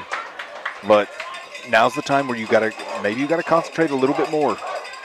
Fall back on those fundamentals some. Sure. Full count pitch to Bailey. Swung and missed. There we go. That'll get the Tornadoes out of the inning. But the Hornets add 3 more on. It's now a 6-run lead again. They lead it 10-4, headed to the top of the 4th inning. We'll take a break. You're watching Tornado Softball. Surface Experts is your one-stop shop for all of your hard surface damage. If you have a scratch, chip, crack, burn mark, or hole, we can handle it. We repair all types of hard surfaces, including stone and laminate countertops, wood and LVP floors, tubs, showers, and cabinets. We can also grind and polish glass cooktops and remove scratches from stainless steel elevators and appliances. We focus on repairing just the spot with the damage, so you don't have to replace the whole surface. We work with apartments and residential properties all over Oklahoma. Give us a call today to schedule your repair. Back here in Depew, Tornadoes trail the Hornets 10-4 in the headed to the top of the 4th inning, and I'm joined in the booth by a very special guest, Tornado Athletic Director, football coach, greenskeeper. What else do we need to add on there? Man, I don't even know if we want to get into that list. Chris Elrick in the booth with me. Coach Elrick, thank you for joining us here on Squirtle. Hey, it's a great night to be here. It's a beautiful night in Depew, America. You couldn't picture a better night for some fast pitch, could you? Absolutely not. Hey, so let me set the stage for you. You're breaking in some new linemen, new quarterback, new running back, some new wide receivers, and let's play 2 top 10 teams to start off the season. How's that sound? Well, don't forget that scrimmage against Dewar. There you go. We are getting battle tested early, and it's a great time to do that. That's non-district games, and we want to play good teams early in the season and set ourselves up for success in a few weeks. That's right. So we reminded the viewers earlier. Tornadoes came out on the short side last week. Fell 16-14 to Pioneer Pleasantville. But they played really, really well. It was a heck of a game. Talk about kind of your feeling after the game. I mean, always you want to come out with a victory, but talk about your feeling after the game. And sure. You always want to win, but we feel like we snatched defeat from the jaws of victory. But as far as the way our kids played, I feel like we battled. We were physical. The boxes we really wanted to see checked, we checked. Other than the win column. Pioneer's a good team. They're a physical team, and we wanted to match or outdo the physicality, and I think we were right there. A little undersized, sure, but we're going to be that all year. And, we had some kids just battle their tails off and gain valuable experience, and I think, with our experience level, get down, ball. There's a nice hit. Lead-off hit by Braley Wilbur. Had a girl, Bray. Lead-off hitter aboard for the Tornadoes, and that brings Evie Ools to the plate. But, we're gaining that experience, and we're going to continue to gain that week after week. A young team and a lot of guys who haven't played. So I think we're going to see improvement, a lot of improvement from week 0 to week 4, 5, 6. So what I loved seeing last week is, and you hit on it, guys that were seeing their first real substantial, significant time in, a year or more, and some players that, haven't played ball in several years, maybe since DAA, out there on the field. And like you said, they competed. They were toe-to-toe with Pioneer. They played well. They comported themselves like veteran ball players. I don't know if I'm ready to call them veterans yet, but they're on their way. Let's put it that way. It's, like I said, the physicality and the effort was there. We've got to be able to, and I think you're going to see this with young teams, little things like in-game adjustments. Yeah. That we're not there yet. And that's where, hey, they changed the front. Hey, they're doing this, so we've got to do that. And it's not necessarily what we practiced all week because, things change in the middle of the game. And that's where we've got to continue to grow and get better for sure. And a lot of those things can only be, you can only pick that up by live reps over and over and over. You have to do it. There's only so much you can do in practice. There's nothing that can replace game experience. And I know a few high schoolers, and sometimes banging your head against your buddies so long that lack of concentration might set in. Get through. That's a hard hit from Evie Ools. That's going to be a tough play. Play made at second base to get the force out at second. That was a well-struck ball by Evie. We had it, Kate in the last inning hit one. That's baseball and softball. Yeah. Not to get off the football track, but it seems like when we hit one on the nose, it's right to them, and they hit one on the nose, and it's between third and short. Between second and short, and that's the way the ball bounces sometimes. So what are your? Give us a little preview for tomorrow against the Garber Wolves. Is that right? Wolverines. Okay. There it is. They're a top 3 team. I don't know if we're ready to put them in front of Dewar or Laverne yet, but those are kind of a clear-cut top 3 in our class. Right. They're long, they're athletic, they're big, they're well coached. We put the scouting report together on them, and it's senior, junior, senior. And they are experienced. They've been there, done that. So, we have our work cut out for us. They're a good team, but again, it's traditional week 1, our second game with a bunch of young guys, and right now we're more worried about us than I am Garber. There you go. We need to go get better and do what we do, and continue to improve as we go through the season. That's right. And I was talking to fantastic assistant coach, Coach Williams, the other day. I know the way you guys coach, the expectations you hold your young men to. The future is extremely bright. And when I talk about the future, I'm not talking 2 years from now. I'm talking a week from now, 2 weeks from now, just because I know the expectations you hold your men to, and the way you run your program as well. Right, and the standard is the standard. The standard is the standard. That's what we talked to them about early on. We're not going to change the standard based on how old you are, how young you are, how much you played, how much you haven't played, and we're going to continue to challenge them to meet the bar. And they rose to the challenge last week. And again, you look at the course of a 10-week season, and once we get into district play, that's when we want to be playing our best football, and we've got to continue that march.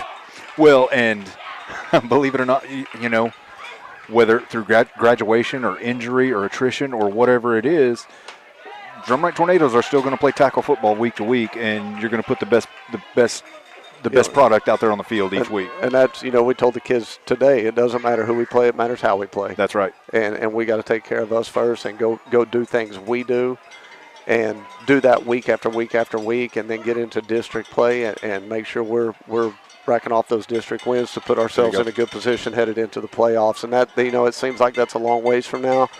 But this time of year is when things start going really fast. Those long seasons get really short this time of year. They will. Hey, Coach Elrick, we appreciate you coming up to the booth. We're going to let you get down and keep an eye on some. I'm not worried about the kids as much as some of these parents. Let you keep an eye on these rowdy Drumright people over here. I think 5 Hour Energy sponsored this game. I don't know. That's exactly. Don't know what we've got going on, but that's exactly right. Hey, thank you so much for joining us, though. You bet. Always appreciate you guys doing Squirtle and giving our fans a way to watch, and don't forget, that's a good thing. Don't forget, fans, we want you in the stands at Garber tomorrow, but if you can't, you can listen to Tony and the Gov right here on DrumrightTornadoes.tv. Tony and Gene, baby. Here we go. Gene. Thanks, Chris. You bet. Thanks, buddy. I didn't wipe that off. All right. 2 balls and no strikes. I want to rub a little Coach Elrick DNA on my ears. Somebody save that clip if possible. Paisley Christie to the plate. 2 balls and a strike. Runners at first and second base. 1 down in the inning.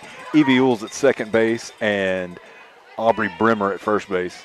Gary, I was just kind of standing to the side, hit that. Ground ball over to first base. That's going to be a double play opportunity. Go. Ball airmailed over to first.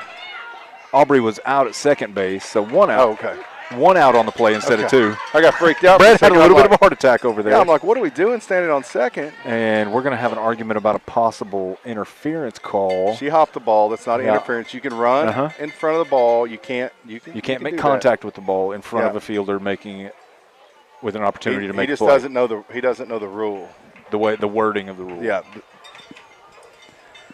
He may be talking about the slide, but the slide and the transfer play at second were pretty much simultaneous from my view. She slid in. We're gonna have a talk. Hey, while they're talking about it, Chris is good. We've developed a good relationship over the last 2 years that he's been here. I was lucky enough to meet him before he came to Drumright and coach the football team. And a lot of people, they see him as a football coach.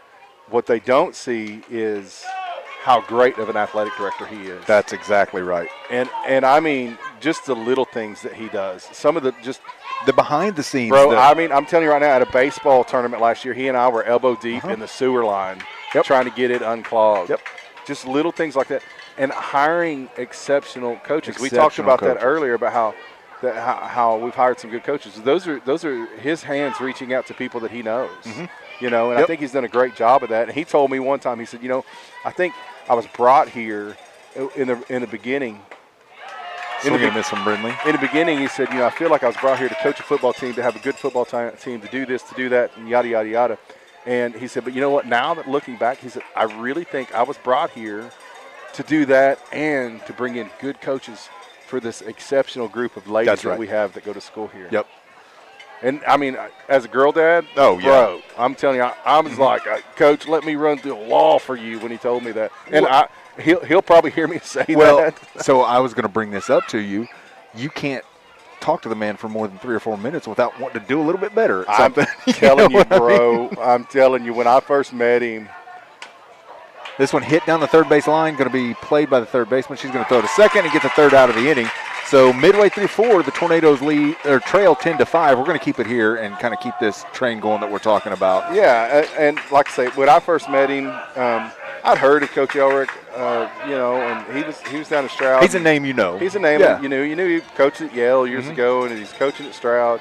And I met with him, and he kind of laid out a game plan of where he wanted to see his vision, Drumright athletics go, man. And I'm telling you, I was ready to literally run through a brick wall for that dude. after spending an hour and a half with him. Yeah. And him after having a lunch with him or whatever.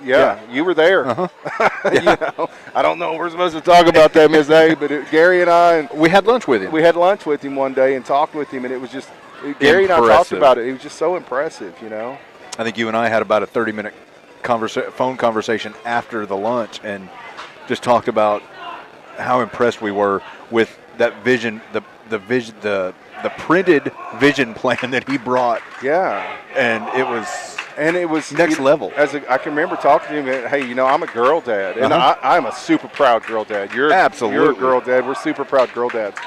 And he was like, I'm not about just building the, you know, men's or boys sports. Yep. I'm about building athletes. Yep. And good citizens. And good human beings. Yep. And I might throw in there too, girl dad and stepdad to 2 fantastic sons too. Yeah. But we talked off air before Coach Ellerick came up here for the interview, and you and I were talking about it off air. I was looking at some of our coaches. I was looking at Coach Rob, looking at Coach Lloyd, talking about Coach Fu and Coach Campo and Coach Williams, all our coaches that we have right now, Coach Bray, all of them. I said, bro, we have some superstar coaches at Drumright right now. Oh, I agree. And like you said, the athletic director, one of his jobs is to bring prospective coaches to people's attention and say, hey, you know, let's look at this one. Whenever there's a coaching search, the athletic director will do that coaching search, say, here are some prospects. Yeah. He makes those contacts through years and years of being one of the most respected guys in the state at what he does. Yeah, and it's awesome to see. It's awesome to see the things that they're doing at the school. And I know we talk about this almost every time we're on, but it's just so cool to see the things that are happening, you know? And it started now 2 years ago, give or take, with the hire of Angela Avila as superintendent. Yeah. Yeah. And it has started from that day.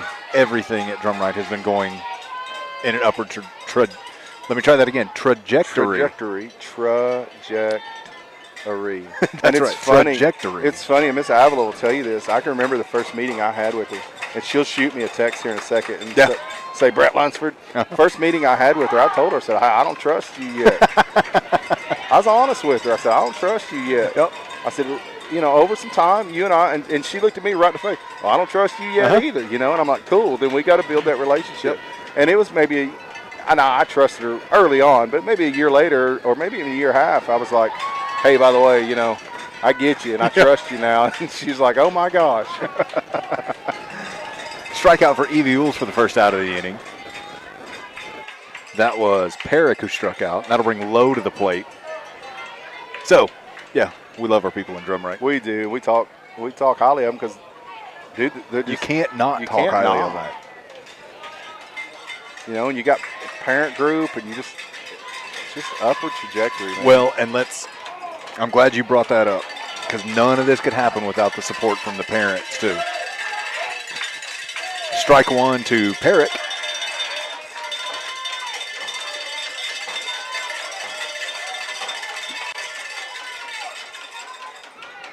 Yeah, so back to the game. This one hit on the ground towards Aubrey Allen. She makes the play, flips to Aubrey Brimmer for the second out of the inning. And that will bring who we got up? Number 15. Bailey to the plate.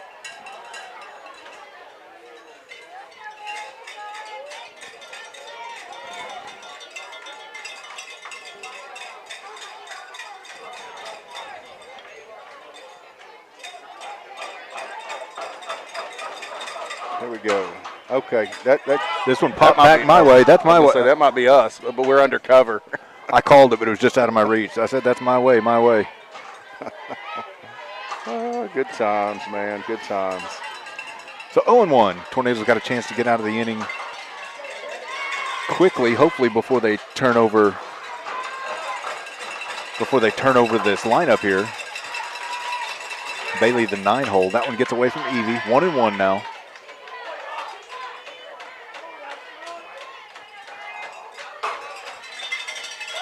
Bottom of the fourth inning, Tornadoes trail 10-5 now. Got a little fog coming up off the backfield over there. You might be able to see in the camera. This one hit on the ground toward Caton. She plays down. Good throw across the diamond. Tornadoes get out of the inning. No damage done. They still trail 10-5, headed to the top. It's actually 10-6. It's actually 10-6. Yeah, the scoreboard's not right. Yeah, it is 10-6. So we'll take a quick timeout. You're watching Tornadoes Fast Pitch on DrumrightTornadoes.tv. In our business and at our firm, it's all about preparation, preparation, preparation. We are advocates for our client. We speak for them. So as a part of that advocacy, it involves hiring the best experts. It's doing the legal research. It's doing the medical research. That is advocacy behind the scenes. It's not just the bells and whistles in front of the jury.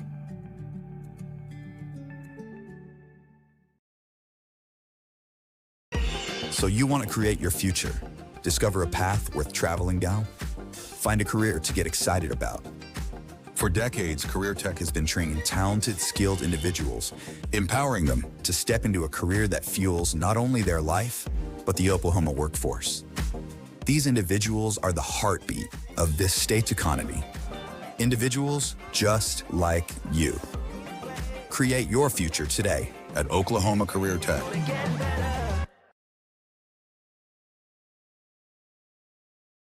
It all starts with a dream. Somewhere, someone had a dream. Once a dream is recognized, you need a good team to make it come true. For 70 years, it's been our dream to make your dreams come true. For 70 years, Pioneer has sponsored local teams, local schools, local families. For 70 years, we've put in the work to be prepared every day to help you dream big, connecting what matters, connecting you to your dream. Leading off the Tornado half of the fifth inning was going to be number 18, OG Addie Ingram, followed by Aubrey Allen. Tornadoes have a little work to do. They trail 10-6 here in the fifth inning.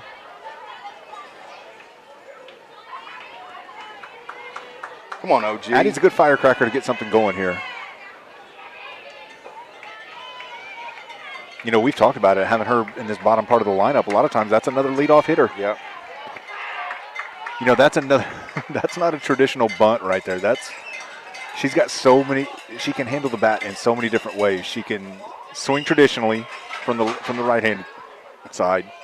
She can do a little power slap kind of thing like she did there. She can step to the other side of the batter's box and slap traditionally. Yeah, so my phone's blowing up. I got the Gov texting me. He's asking if he's missed the nacho testing or the nacho judging. The nacho judging. Hey, I said, Gov, if you bring some nachos, brother, you've seen me. I'll eat them. I ain't scared of the nachos. You bring the nachos, we'll judge them. That's going to be a line drive. That'll get down for Addie Ingram. That gets under the center fielder. Hey, we got a runner interference, and neither one of those guys were watching. Neither one of them was watching it. Addie tried to turn to go towards second and ran straight into the first baseman, who was standing directly in between first and second. She came around to extend that and ran right at. You're going to see it on the video. And I know our home plate umpire really well. He's going to watch this one later, and he's going to go, yeah, Brett, Gary, you're right. Yep, missed that one. Hey, we're all human, though. Tornadoes have a runner at first base to lead off the inning, though, and Aubrey Allen to the plate. Aubrey lays down a terrific bunt. I'm not sure how she got her bat on that ball, Brett. And Addie's going to stretch that over to third base. She never stopped running, turned at second, and kept trucking. That was a classic bunt for two. That's all that was, bunt for two. They did it right. I hope people go back on the broadcast and watch the bat control right there from Aubrey Allen, because that was low and inside. And she just adjusted her hand placement, laid it down. Terrific bunt by Aubrey Allen. That'll bring Torin Bray to the plate. Tornadoes have a run 60 feet away.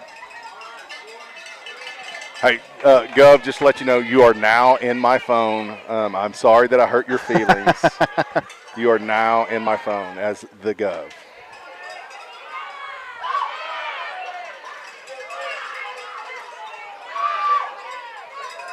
Little cat and mouse game going on between OG and Dowdy, the catcher here.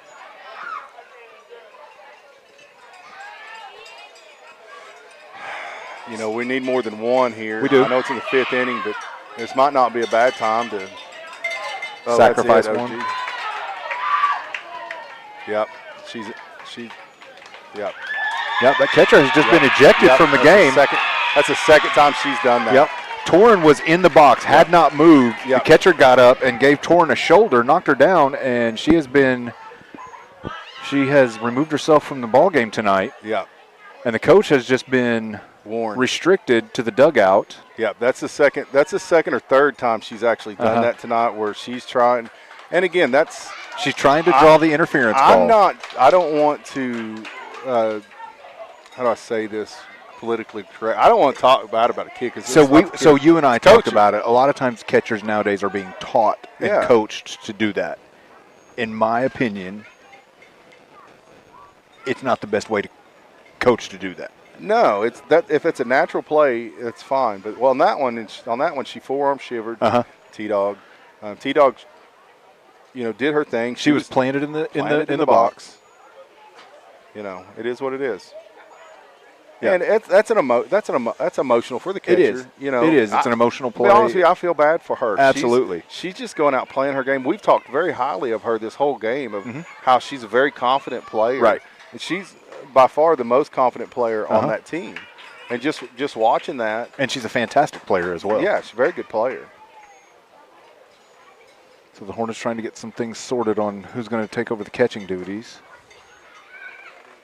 Looks like they might put their shortstop looks like she's catcher. Yeah, shortstop 12, number 12 Moore is going to come in and handle the catching duties. That's one of those double-edged swords, because you're losing your catcher, who's a fantastic catcher, and you're bringing your shortstop in to catch, and you're losing a fantastic glove at shortstop as well. Yeah, and look, that's a tough call for an umpire to make at a home field. But I'm sitting here telling you, watching softball, that was an appropriate call. Yeah. He had already warned her about it. He had already warned her about it. Well, and that's what I was going to say. If you've given the warning once, you have no choice at that point. You have to make the ejection. Yeah. And look, you're listening to a guy, not talking to a guy. You're talking to a guy that has also may or may not have been ejected from a ball game once or twice back in my day. And back in my day, you used to have to write a letter to the umpire and the OSSAA. Explaining your actions, how you're going to correct it. I've learned from my mistakes. Yes. And I did the second time. Learn not to get caught anymore, right? So we're back to softball. 1 ball, 1 strike to Torrin. Pitch on the way. Torrin swung through strike 2. Got caught on that change. Yeah, it was a good change-up. Very good change-up.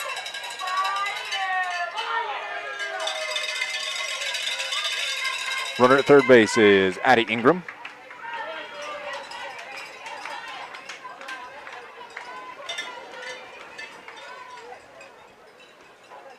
That's good. That one misses on the outside. A little bit low. 2-2.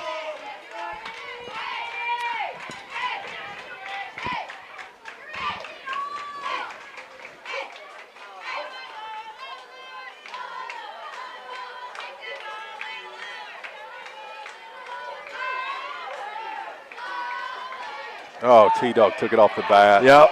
That one was behind. T-Dog dropped. Behind Torrin. She dropped her body. You got to, hey. But didn't drop the bat. Drop your antenna, sister. Put the antenna down. So that's a foul ball. The count stays at 2-2.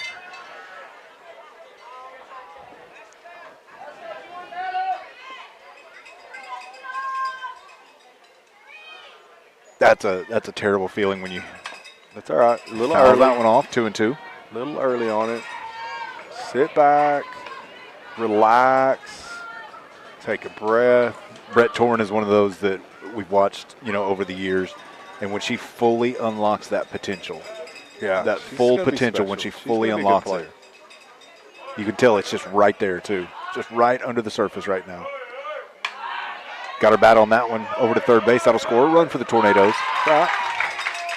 2 outs, and it'll bring Kaiten Van to the plate. So it's 10-7 now, Drumright. Hey, Kaiten's been on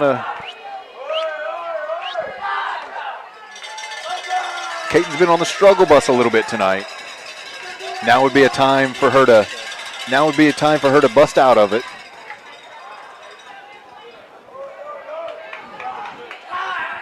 Caton digs in. She awaits the first pitch. Pitch from Bailey is on the way. That one's going to be low for ball one.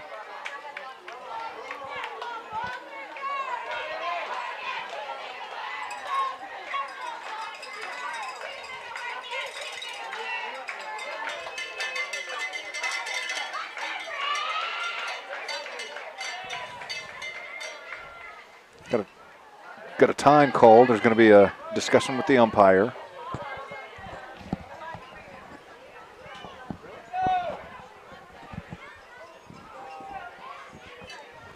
Now the field umpire is going to come in and get in on the conversation as well. Not sure what the conversation is about here, Brett. I didn't see anything. I believe the official scorer from Depew is over talking to the coach, and they have a scoring issue. Yeah, it's 10-7 the score. Yeah.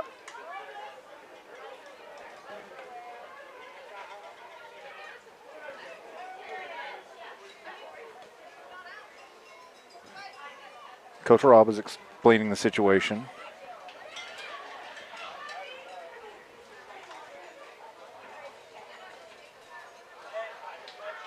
I think the umpires have decided it's time to play ball.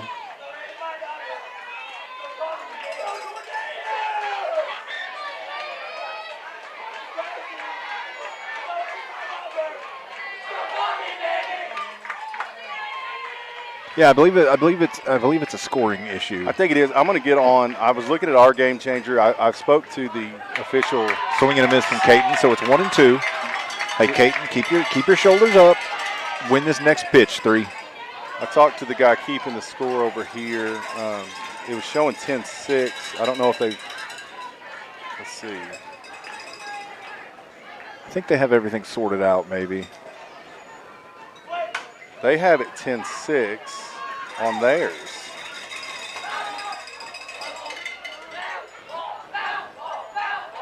Caton stays alive, fouled the pitch back towards the Hornet dugout. I don't know why they have it 10-6. We have it 10-7. The scoreboard now says 10-7. It might be 10-6. I'll be honest with you, I don't know. I'm going to look at ours again and see who all has scored. That one misses up and away. That'll even the count, 2 balls and 2 strikes.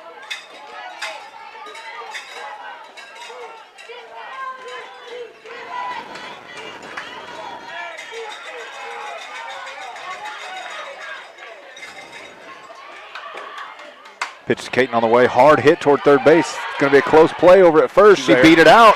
She's going to turn and she's going to stretch for 2. She'll be there in at second base. And that one gets away there, but no chance to advance for Caton. So a single, and she'll advance on the throw on the fielding error. Tornadoes have a runner at second base now for Braley Wilbur. Braley hit a line shot earlier.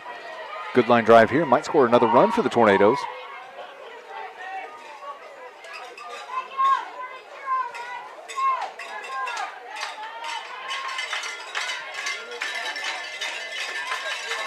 If Braley reaches here, that would bring Evie Ools to the plate. Braley steps out of the box, called timeout, takes a practice swing. She digs back in.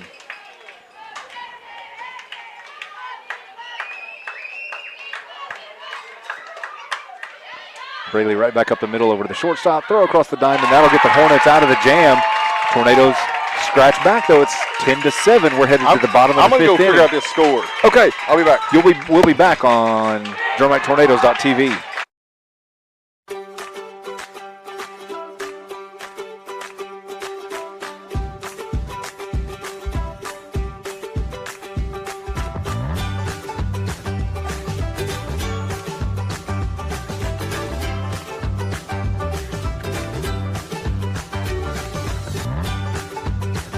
Stream with Oklahoma's #1 high school streaming service, Squirtle.tv. Find out more at Squirtle.com/stream. The AMG team is based in Oklahoma City and delivers your organization revenue enhancement through a combination of data science, innovative marketing, and business automation. We think like owners and behave as long-term partners. delivering measurable results for nearly 20 years has made the AMG team known for our ability to efficiently and effectively execute objectives. We're ready to help raise your organization to a higher level of success, so visit us today at theamgteam.com. Dr. Matt Dieselhorst at Dieselhorst Sports and Orthopedics can help you get game day ready. Dr. Dieselhorst works with athletes of all ages, taking a coordinated approach to accelerate return to play and maximize athletic performance. His work with Leading off for the Hornets in the bottom of the 5th inning is Vic, number 7. Started the game as a pitcher. Now she's playing shortstop for Depew. First pitch from Evie is on the way. That's going to miss low and outside for ball 1.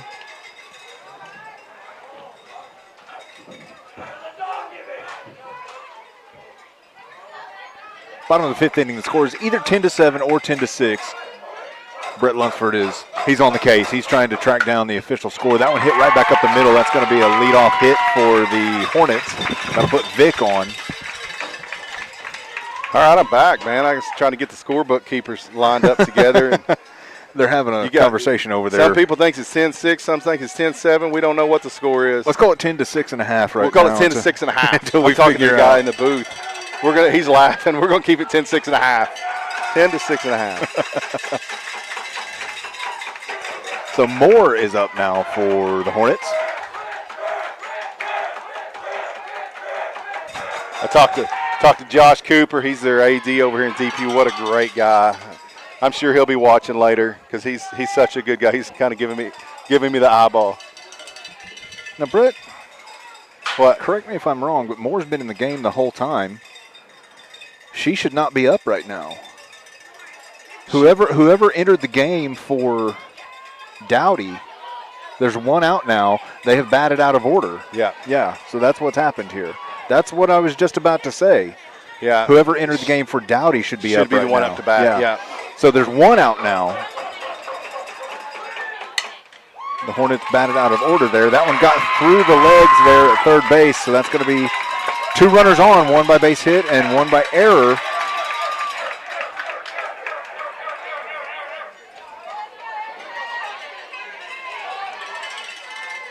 And that will bring Peeler to the plate. Again, that's just, putting the ball in play. Mm-hmm. Yeah.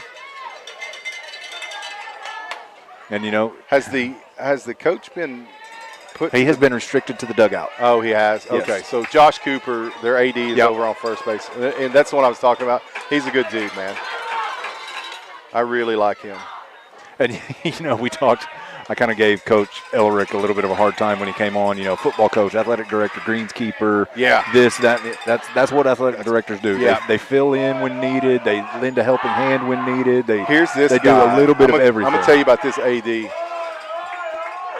He is a respiratory therapist, but he was called to do this, That's right. He was working in the medical field and trained to work in the medical field and making a good living. And I'm sure he's making a good living now too. I don't mean that, but he had a calling, and it was to come to Depew, where he's from, and help establish a sports program. And he's done a fantastic job too.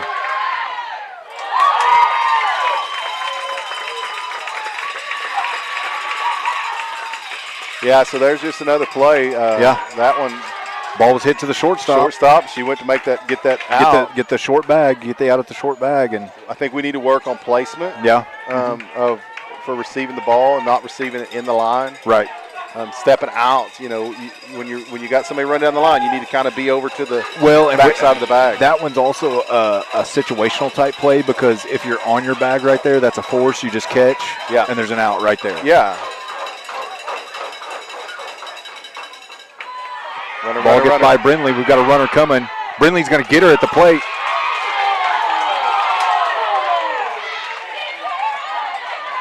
They're saying she dropped the ball, but from what I saw, Brindley never lost control of the ball. She went down, and the ball was in her. It was in her glove. It was in her. So we've got time. There's going to be another discussion about whether Brindley dropped the ball or not. As of right now, there are 2 outs. We're having a discussion. Field umpire might give it to him. Yeah, he's he may have had a better this angle. Discussion. And he's actually a good guy. Very good umpire, too. I didn't see it. He might have had a better view than I had. it looked to me like Brindley kept control of the ball in her bare hand the whole time and tagged with the bare hand. Nope, they've called her safe. They said she did drop it. So, hey, that's a situation where, hey, I had a better look at that than you did. Yep. Field ump had a little bit better look. Come and talk about it. That's good communication by that umpiring crew. Yeah.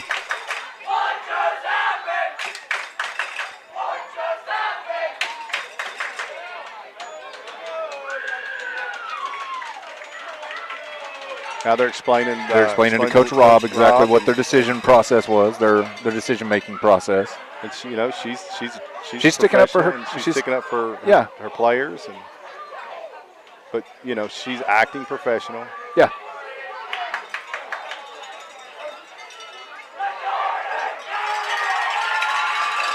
So now it's 11-6 or 7, either one.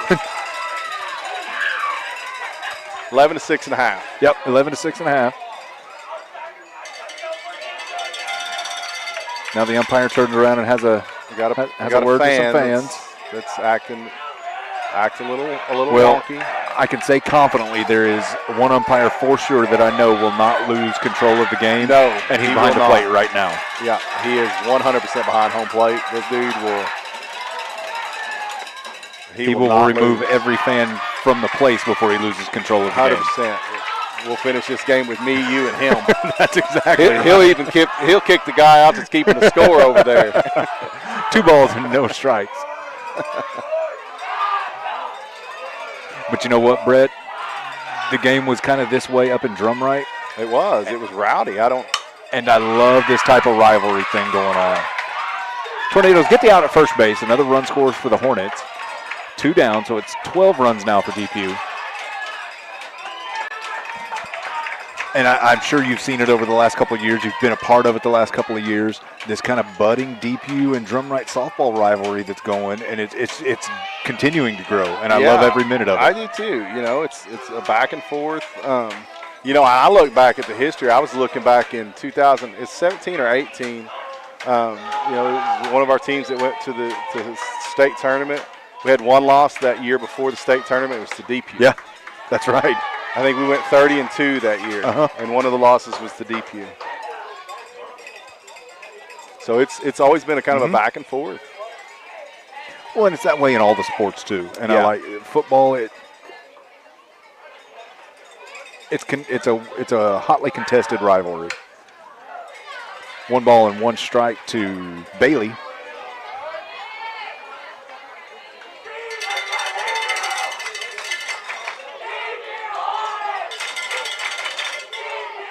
And I haven't really checked at Depew's record this year. I'm going to check that out. Yeah, I didn't see their record.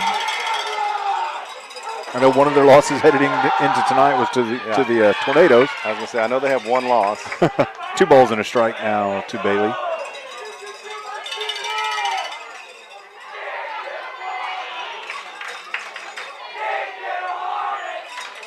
Not a bad record. They're running here at 12-8 right now. It's a good, solid record.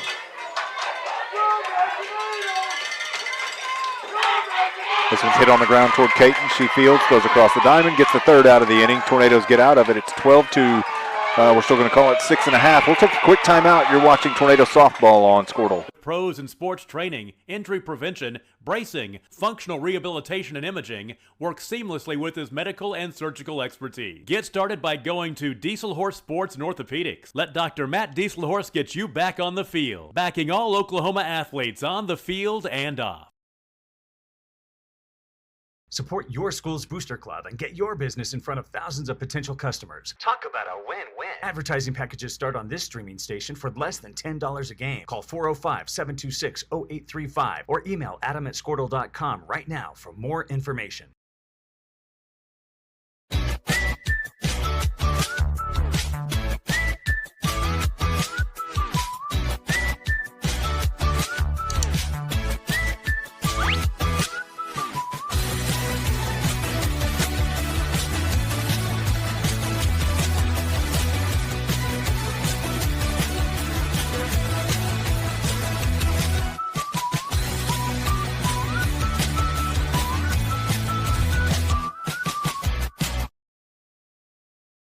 Surface Experts is your one-stop shop for all of your hard surface damage. If you have a scratch, chip, crack, burn mark, or hole, we can handle it.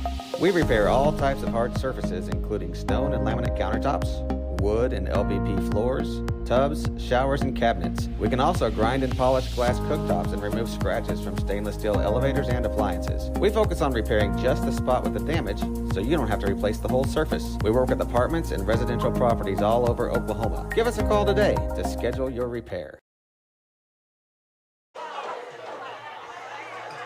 Top of the 6th inning here in Depew. It's getting late awful early around here, Brett. It is, man. Tornadoes trail by 5-ish. It's run. 5 or 6. 5 or 6. 5 or 6. We're not for sure. Evie Ools is going to step to the plate for the Tornadoes. She's going to try to lead things off here for Drumright. They need to chip into it a little bit here.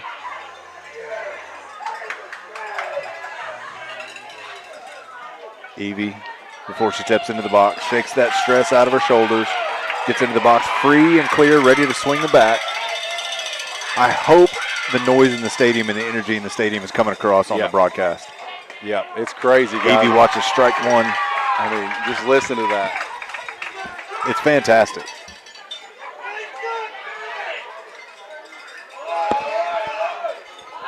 And you summed it up so well in break. I love softball. Yeah. That was it. That's all you can say sometimes. 1 ball, 1 strike to Evie.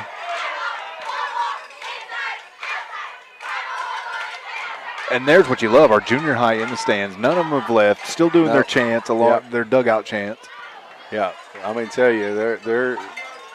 I was looking back at. Evie got that one kind of jammed a little bit, chopped her. She flies out to shortstop. Looking back at some Facebook memories the other day, and there was 2-year-old Boston at the softball field. I know exactly the memory you're talking about. With my niece, who was on the high school team at the time, chasing her.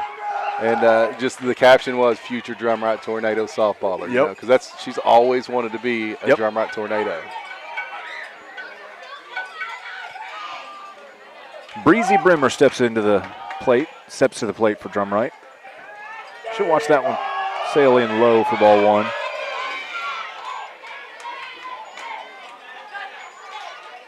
She'll be followed in the lineup by Paisley Christie.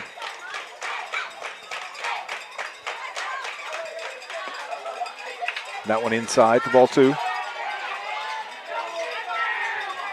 Coach Lloyd getting his work in over there at first base. Yeah. Having a conversation with the field umpire. Here.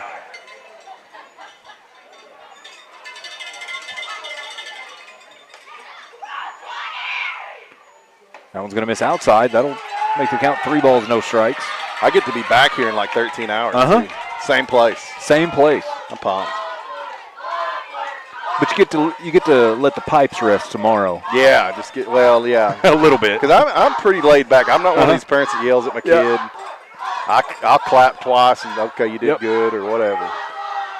Or we'll get them next time. Yeah, one of those things. Get them next time. That one in there for a strike. 3 balls and a strike. Shout out to Peanut, Coach Rob's son, LJ. It's his birthday. Happy birthday, LJ.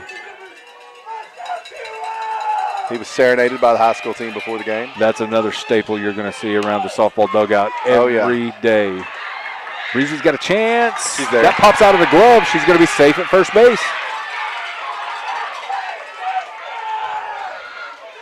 Make a play. Give them a chance to make a mistake. Hey, while we're waiting on Paisley to bat, I also want to talk about the Drumright Tornado cross-country team. Saturday, they're at Mason, September 7th. Come out and support your Drumright Tornado cross-country team as they make the competition at Mason. Our athletes have been training hard, and they're ready to make us proud. Let's cheer them on as they run toward victory. Don't miss the action. Bring your family and friends and show your Tornado pride. All in, baby. That one in there for a strike to Paisley. Brett, those cross-country kids willingly wake up really early and run. Man.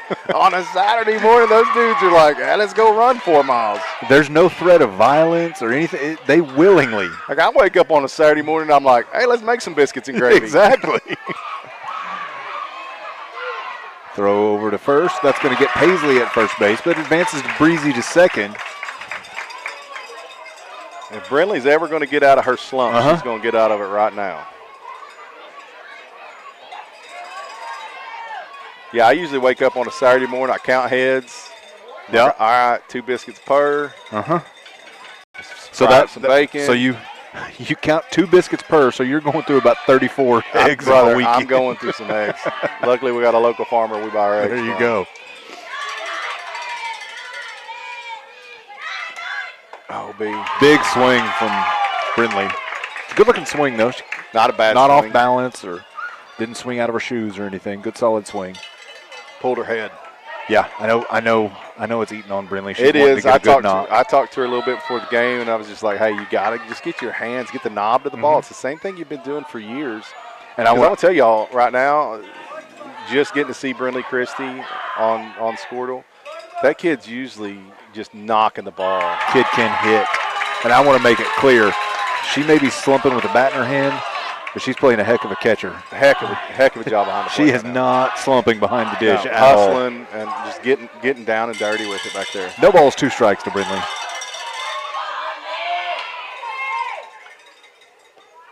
Oh, she botched strike 3. That'll end the inning.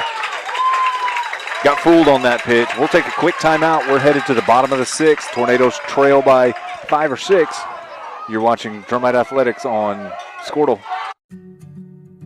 In our business and at our firm, it's all about preparation, preparation, preparation. We are advocates for our client. We speak for them. So as a part of that advocacy, it involves hiring the best experts. It's doing the legal research. It's doing the medical research. That is advocacy behind the scenes. It's not just the bells and whistles in front of the jury.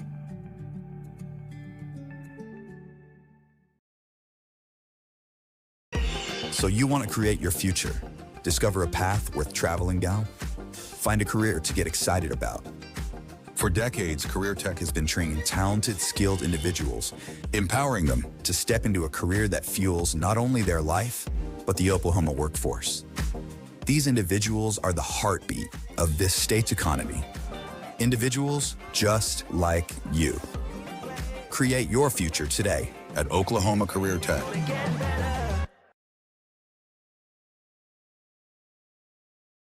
It all starts with a dream. Somewhere, someone had a dream. Once a dream is recognized, you need a good team to make it come true.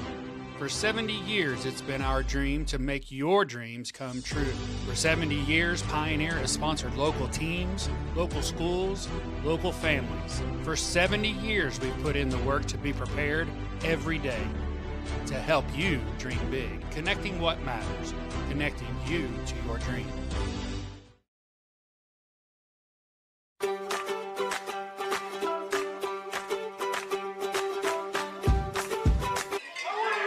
Bottom of the 6th inning, Perrick is going to lead things off for the Hornets.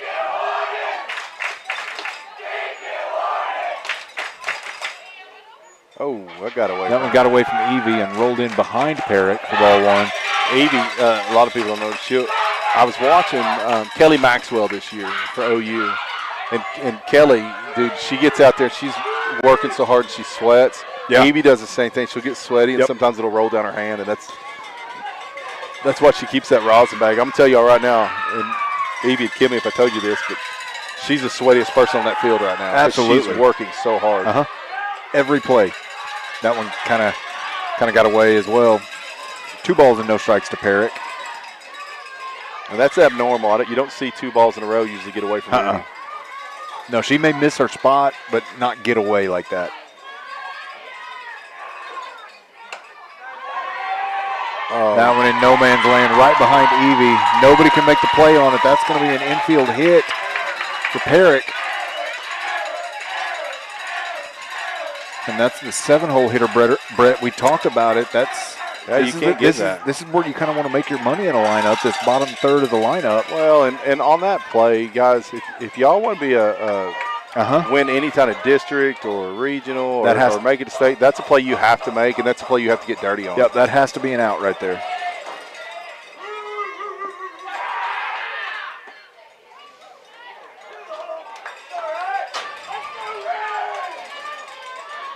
But those are girls, they're going to learn that. I mean, I'm telling you, a few years with Rob, Coach Rob, they're going to learn. They're going to learn. Hey, what is our pathway to success?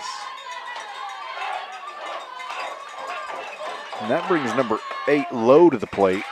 Got That one in their first strike. That outside corner. That evens the count, a ball and a strike.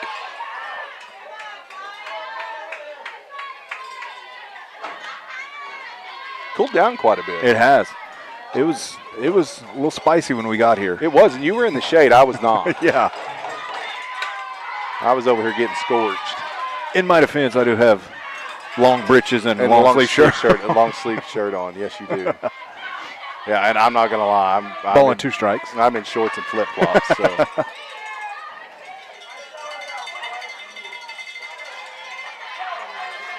At either rate, hot is hot, and it was hot. This one fouled back. Count will stay 1 and 2.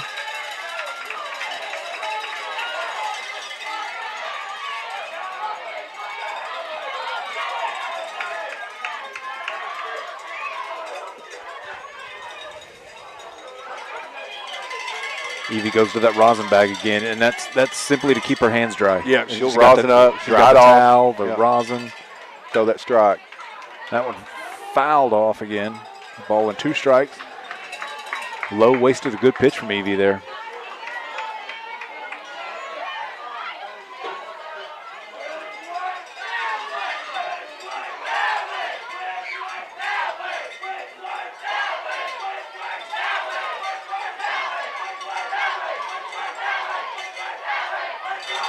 One-two pitch on the way. That one misses. That'll even the count at 2 balls and 2 strikes.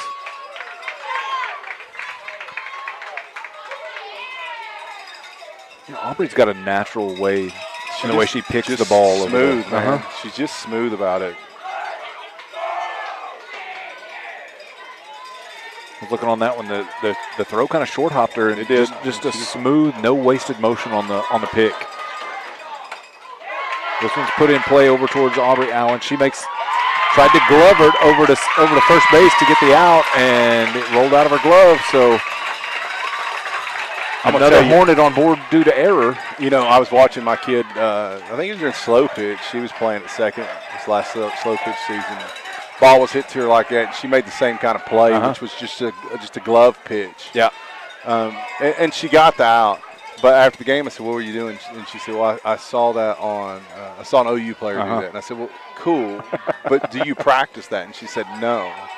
And I said, "Don't ever do it again unless you practice it. Right. If you practice it all the time, that's okay. But that right there is what can happen if you don't get the ball secured. It's almost like coaches your entire lives tell you play the way you practice. Yeah, And and if you haven't practiced it, well, and here's the deal: that could have been dug out, easy little underhand flip. Absolutely. And it made the same effect. It would have been an out. Yep.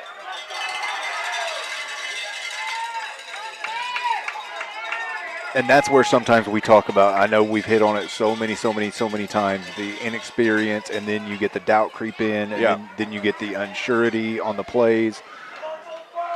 So instead of just trusting the fundamentals to glove it and then pitch it with your bare hand, 1 ball, 1 strike to Bailey.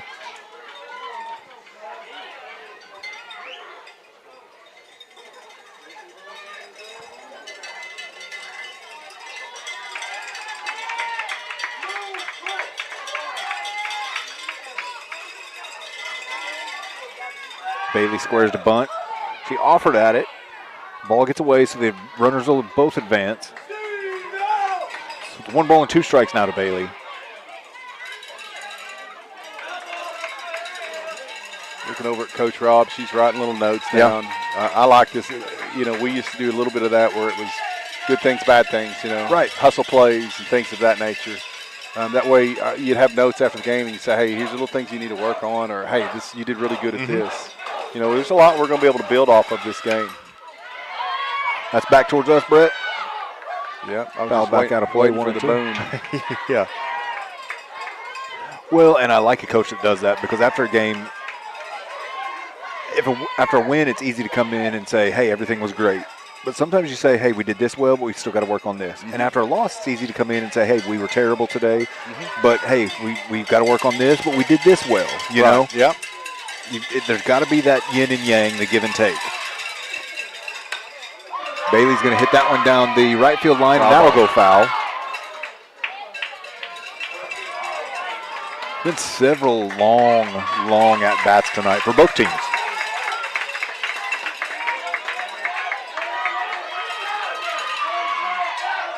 They just look tired. I They mean, do. they all around look tired.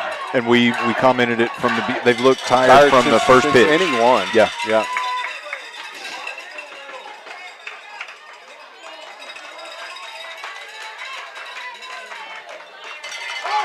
And you're kind of in that grind part of the schedule where it seems like every day you're playing. You know, it seems like every other day you've got a game, or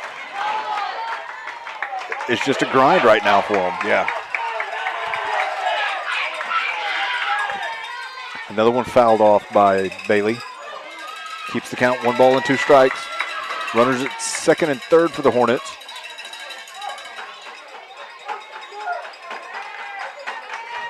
You know, none of the fans have vacated the premises, though. No, dude, it's ruckus. Dude. Yeah. It's a wild party up in here. Both student sections on their feet, on their feet the whole game. Evie got a swing and a miss. The throw down to first will get the out. That's 2 outs in the inning? Yeah. No, that's the first out of the one. inning. Yeah, first out of the inning. Hornets missed a chance to put an insurance run on the board there.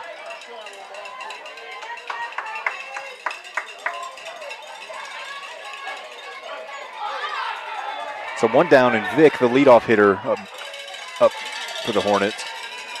He's hit the ball well tonight. He attempted to lay that one down. I like to see them moving. You know, girls are moving on it. They look like they're feeling a little more comfortable with their bunt defense. Yeah, that was an issue in the early part of the season. Looks like they've put a lot of work in on that.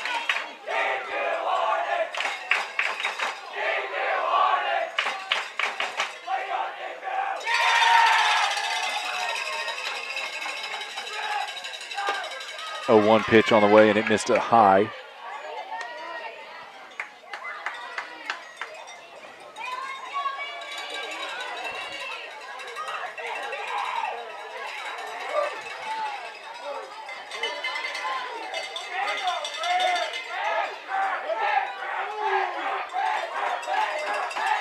One count, 1 out.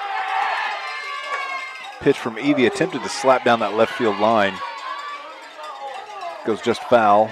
It's a good job by that batter to wait, sit, kind of sit, and then just throw her bat out at it, trying to slap it over there to third base. Talented kid. She's pitched tonight. She's played shortstop tonight. She's hit the ball well.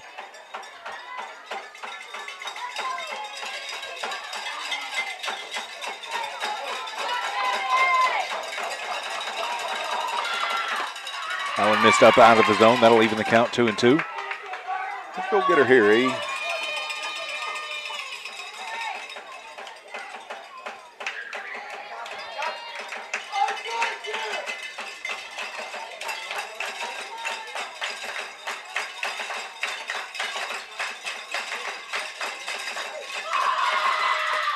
That one missed up out of the zone. Full count now to Vic. You know, I'm looking on deck. Depew has just decided they're not going to put a sub in the batting lineup for Dowdy, who exited the game earlier to disqualification. So they'll just take an out every time her spot comes up in the lineup. Really? Yeah. 12 more is on deck. She just going to try to bat twice again in each spot, or? So who's supposed to be on deck? So Dowdy would be on deck. She was the catcher. She was ejected, and I didn't see who they actually put in the game earlier, but whoever entered the game for Dowdy earlier. Well, they only had one player in the dugout, so I mean, at least. Oh, that one missed off the plate. That's a walk issued to Vic. So 1 out. So this would be, if I'm not mistaken, it's an out every time it comes up, correct? So this would be the second out of the inning. Yeah, second out of the inning. For the Hornets batting out of order. Another out, so 2 outs now. I don't understand that unless it's Do they have enough to play? 1, 2, 3, 4. We have 6, 1, 7, 8, 9. we have 1, 2, bases 3, loaded, 4, and 5, more to the plate. 6, 7, 8, 9. They have 9 players. They just have a girl that.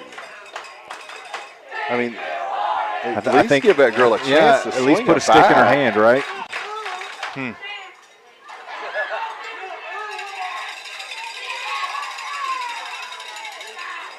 Because she comes, I mean, if Vic had gotten out right there, then this girl comes to the plate with 2 outs, the inning's over. Yeah. Evie's starting to struggle a little bit. Yep. You can see the fatigue. Yep. First pitch got away, so 1 ball to Moore.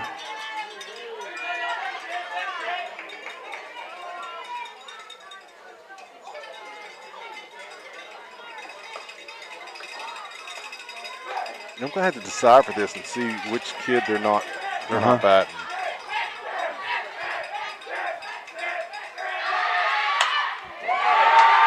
This one hit into the outfield. Addie Ingram, that gets over her head. That's going to clear the bases. That's going to be a walk-off potential grand slam. Inside the park grand slam, that's going to be a walk-off variety. Tornadoes fall tonight.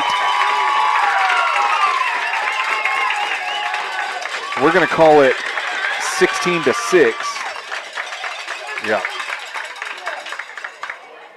16-6. Umpires talking with the athletic director over here.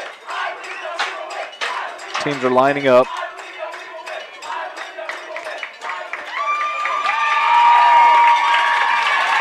Tornadoes fall tonight in Depew in run rule fashion in the bottom of the 6th inning. They lose 16-6. Not the outcome you wanted, but you live and learn, right? Yeah. You're going to take some of these. You're going to dish some out, but you're going to take some of them as well. Yeah, sure. You know, I hate to see it. I hate to see us go down that big to Depew, who's a team that I think we are just as good, if not better than. Right. And so I hate to see that, but we just didn't play our game, dude. No. I'm just going to tell you right now. It was from pitch 1. We mentioned it in the first inning that they just looked tired. They didn't look like they wanted to be here. Yeah. You know, there's a lot of things we could say about it, but it is what it is. Yeah. And hey, you're not always going to feel your best. You're not always going to have the most energy, but that's when you have to learn the ways to play through that. You have to create your own energy. You can't wait for somebody else to bring the energy. You have to bring it every day. You can control hustle, and you can control your attitude, and you can control desire, right? 3 things that you can control no matter what. And they've got to learn how to control those things. Yeah, 100%. You know, we'll come back. I'm sure they'll have a little talk tomorrow, have a little practice, and after that they'll turn around.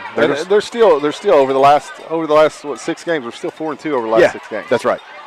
We're still going to keep playing softball, even though took one on the chin tonight. We're gonna lace them up and play again.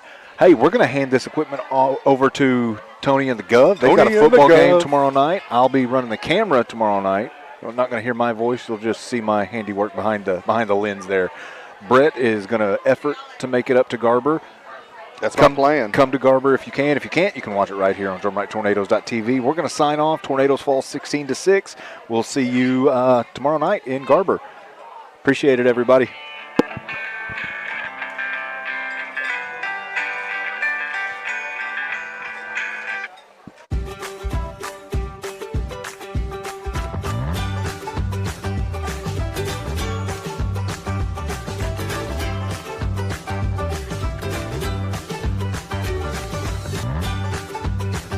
Stream with Oklahoma's #1 high school streaming service, Squirtle.tv.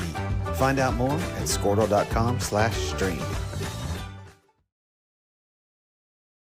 The AMG team is based in Oklahoma City and delivers your organization revenue enhancement through a combination of data science, innovative marketing, and business automation.